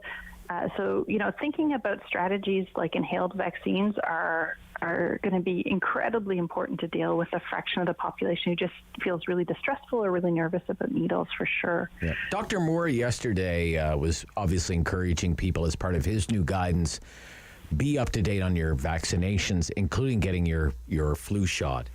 What do you think we can learn from the seasonal flu shot campaigns that can be applied to the COVID-19 and the need to update immunity? I think one of the things we have learned from this is convenience is really important and messaging is really important. I mean, one of the reasons we don't have great third dose uptake is people were told 2 and you're done. 2's all you need. 2's all we have on our vaccine passport. That'll be your regimen. You'll be fully vaccinated and you'll go. Yeah. And even calling them boosters is not quite the right language, because it's really, until you have those 3 or 4 doses, you really are cementing that immune memory into your immune response. And then boosters sort of come after that to deal with waning immunity. So, the wording, if I could have done anything different, I think I would have bought a public relations manager or a media manager for some of our advisory organizations, because the messaging was problematic. And convenience is so important. I mean, we've seen that with children who are not getting their HPV, meningitis, and Hep B vaccines, because those were all administered through the schools, because that's where kids are. And so we have to bring the vaccines to the people. Not expect people to go hugely out of their way to get their vaccines. And as we move forward in this pandemic, that's going to become more and more important. So that's an important learning. And the thing is doing things in combination. So if people can go and get their influenza and their COVID update at the same time of year, right at the beginning of when we expect both waves to occur, it's the most efficient way to stop a wave, getting everyone protected right at the beginning. And it's also makes it so that people have to take less time off work, and it's less of an inconvenience, which increases uptake. Okay. Thank you, Dr. Bowdish. Always great to have your expertise. Much appreciated. Absolutely wonderful. Yeah. Best of luck getting that shot. That is Dr. Dawn Bowdish with McMaster University, Canada Research Chair, Aging and Immunity, Executive Director, Firestone Institute for Respiratory Health. 11:43. When we come back from the Registered Nurses Association of Ontario, Doris Grinspun. This is the Rob Snow Show on City News. Electric Sport RC is a indoor RC facility with 3 different courses, all under one roof. We have bashing, crawling, and racing. And bashing, you can see just right here to my left. It's a dirt track, kind of like a skate park, but for RC trucks. Change it up regularly. It's a lot of fun. Kids just love to rip through the dirt, and so do adults. And then right behind me over here is our crawler track. You essentially drive an RC truck, one of these bigger ones, over an obstacle course made out of rocks, wood, and dirt, and other things. We've got some bridges, some rope bridges, all sorts of challenges. Very challenging and addictive, and it's fun to do with kids and parents alike. And then we also have the race course, which is 10,000 square feet and 600 tons of clay. Wow. It's great for taking all sorts of cars around, but we also have a racing community of about 30 drivers. They tinker with their cars. It's a really good entry point for kids to learn about electronics and engineering while they try to edge their competition for the thrill of the win. What a great, Dan, as I said, I can see it becoming, addictive and, people working on their machines constantly to improve them and that sort of thing. So you have different sort of days, right? So let's talk about Wednesday nights, first of all. What's the setup for Wednesday absolutely. nights? Wednesday night, it's about 30 drivers who get together. It's a pretty intense competition. They're really fine-tuning their cars. We also have Friday nights, which are a bit more relaxed. It's a bit less about who's winning and more just a great place for people to get more into the racing hobby. And then Saturdays and Sundays are just kind of a more open family type atmosphere.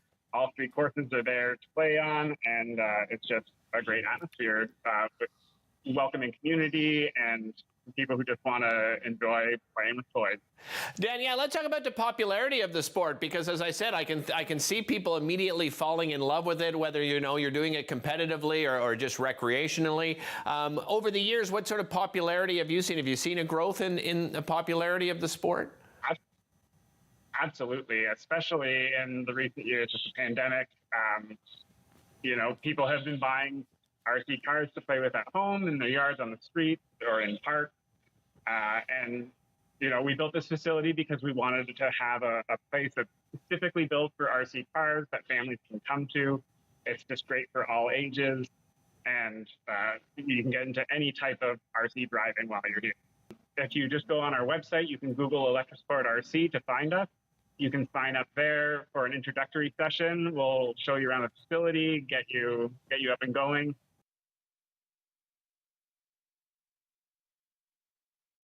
The world is changing. So keep up with Rob. The Rob Snow Show returns on Rogers TV and City News, 101.1 FM and 1310 AM. In the home stretch of the Rob Snow Show on City News, as a matter of fact, Sam LaPrade back today with the Sam LaPrade Show right after 12 noon.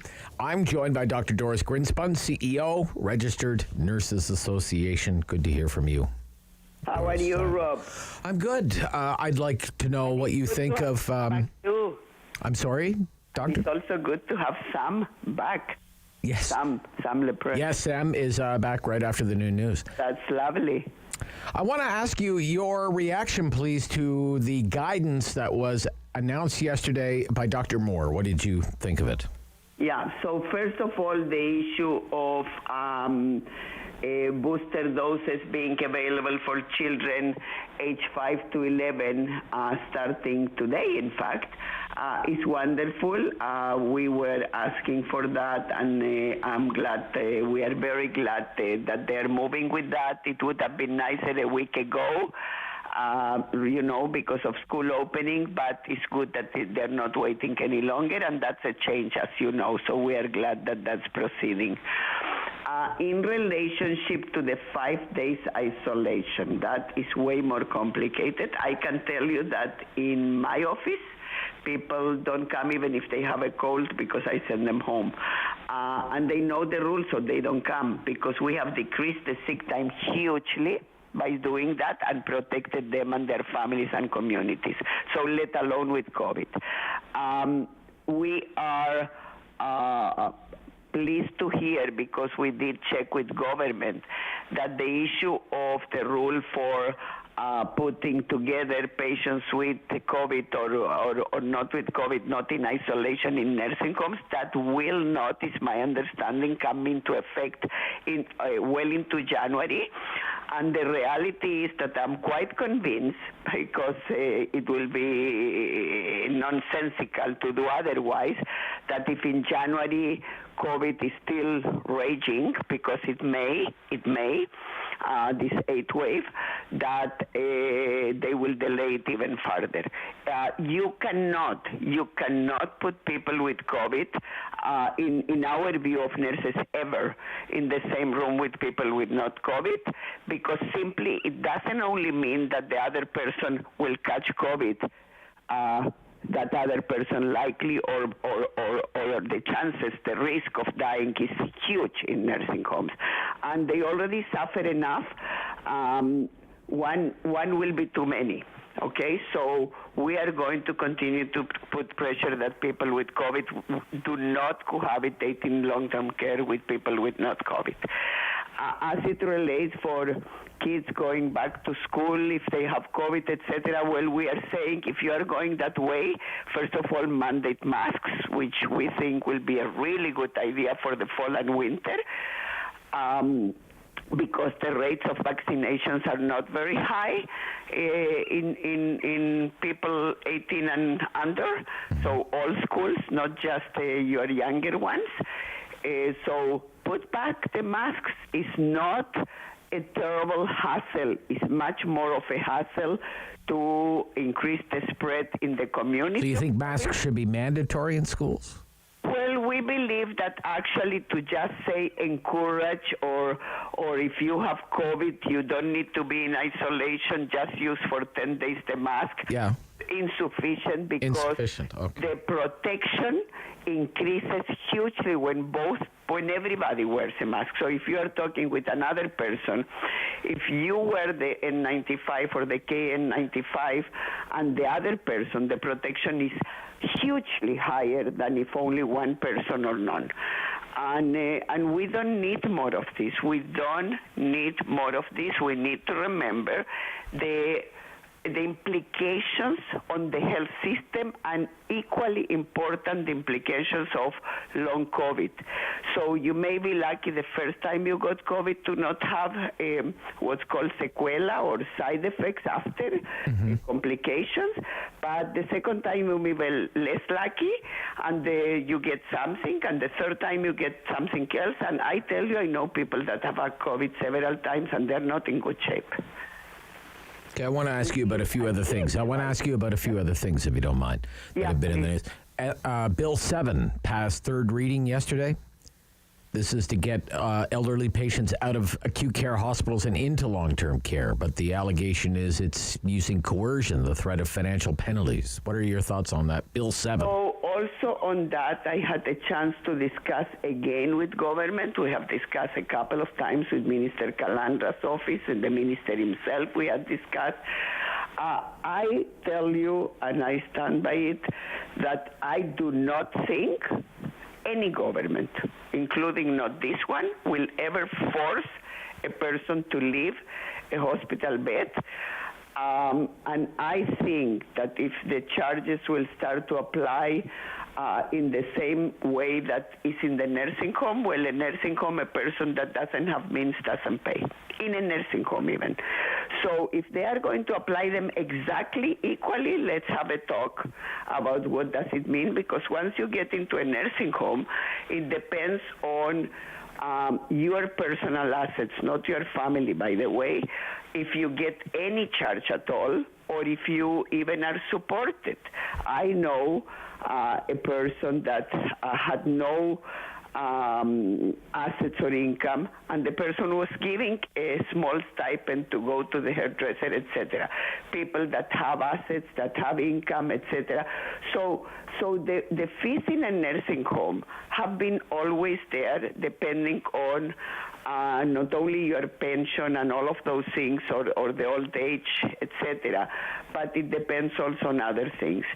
And the problem is not only that, Rob. The problem is the homes, the nursing homes may be getting penalty if they don't accept people because they don't have, for example, the human resources. Right. Okay. Some nursing homes, I did share this with the minister's office without names. Some nursing homes are so depleted of resources, especially in smaller communities. I had a nurse calling me crying on Friday because she needed to stay for 16 hours because no one else came.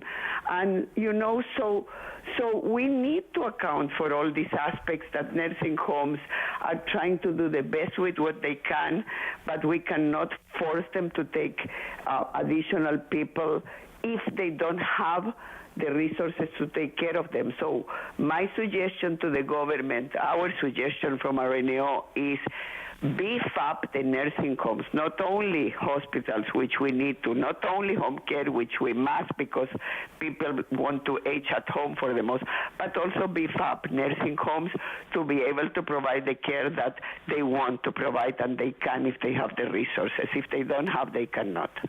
Okay. Thank you very much. Nice to hear from you, Dr. Doris Grinspun. Always a pleasure. Thank you. And I hope you have a nice long weekend and that you get to take advantage of the long weekend. Thank you. Yeah, Take bye-bye. care. That's Dr. Doris Grinspun is the CEO of the Registered Nurses Association of Ontario. Coming up after the noon news, my colleague Sam LaPrade is just settling in here, getting ready for the Sam LaPrade Show, funny enough. Imagine that. It's called the Sam LaPrade Show right after the noon news. And big focus again on the municipal election. Right. Doug Thompson. Doug Thompson, a name we know from the past. He's running again. Mm-hmm. Okay. Very interesting. City Council candidate in Osgood Ward, the former longtime city councillor for Osgood Ward. And former mayor, of course, of Osgood. I think he may have been called a reeve. That's how long ago it was. Right. Right? Yeah.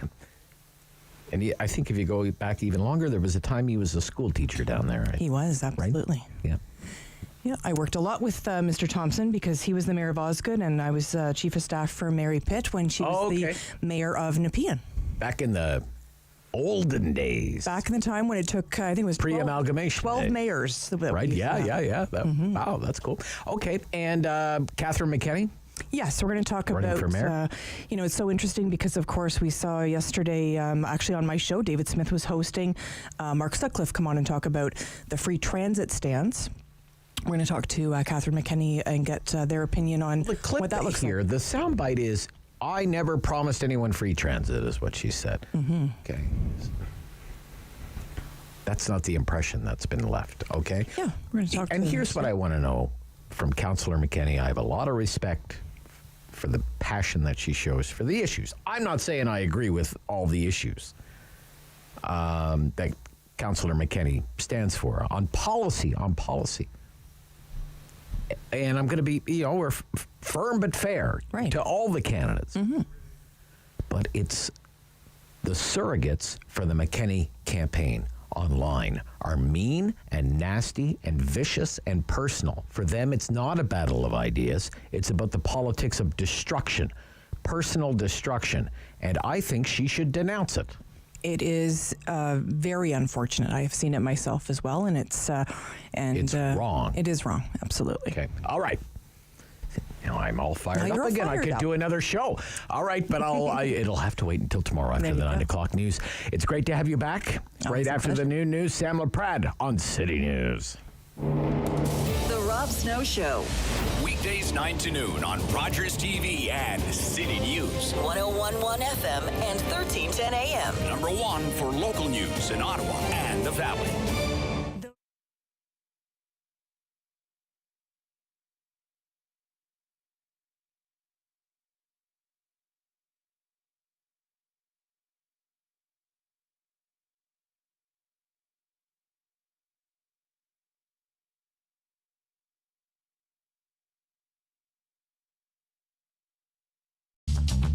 This program is brought to you by Ignite TV.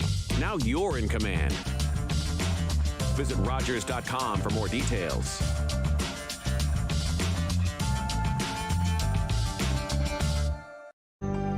Call the Rogers TV Viewer Response Line.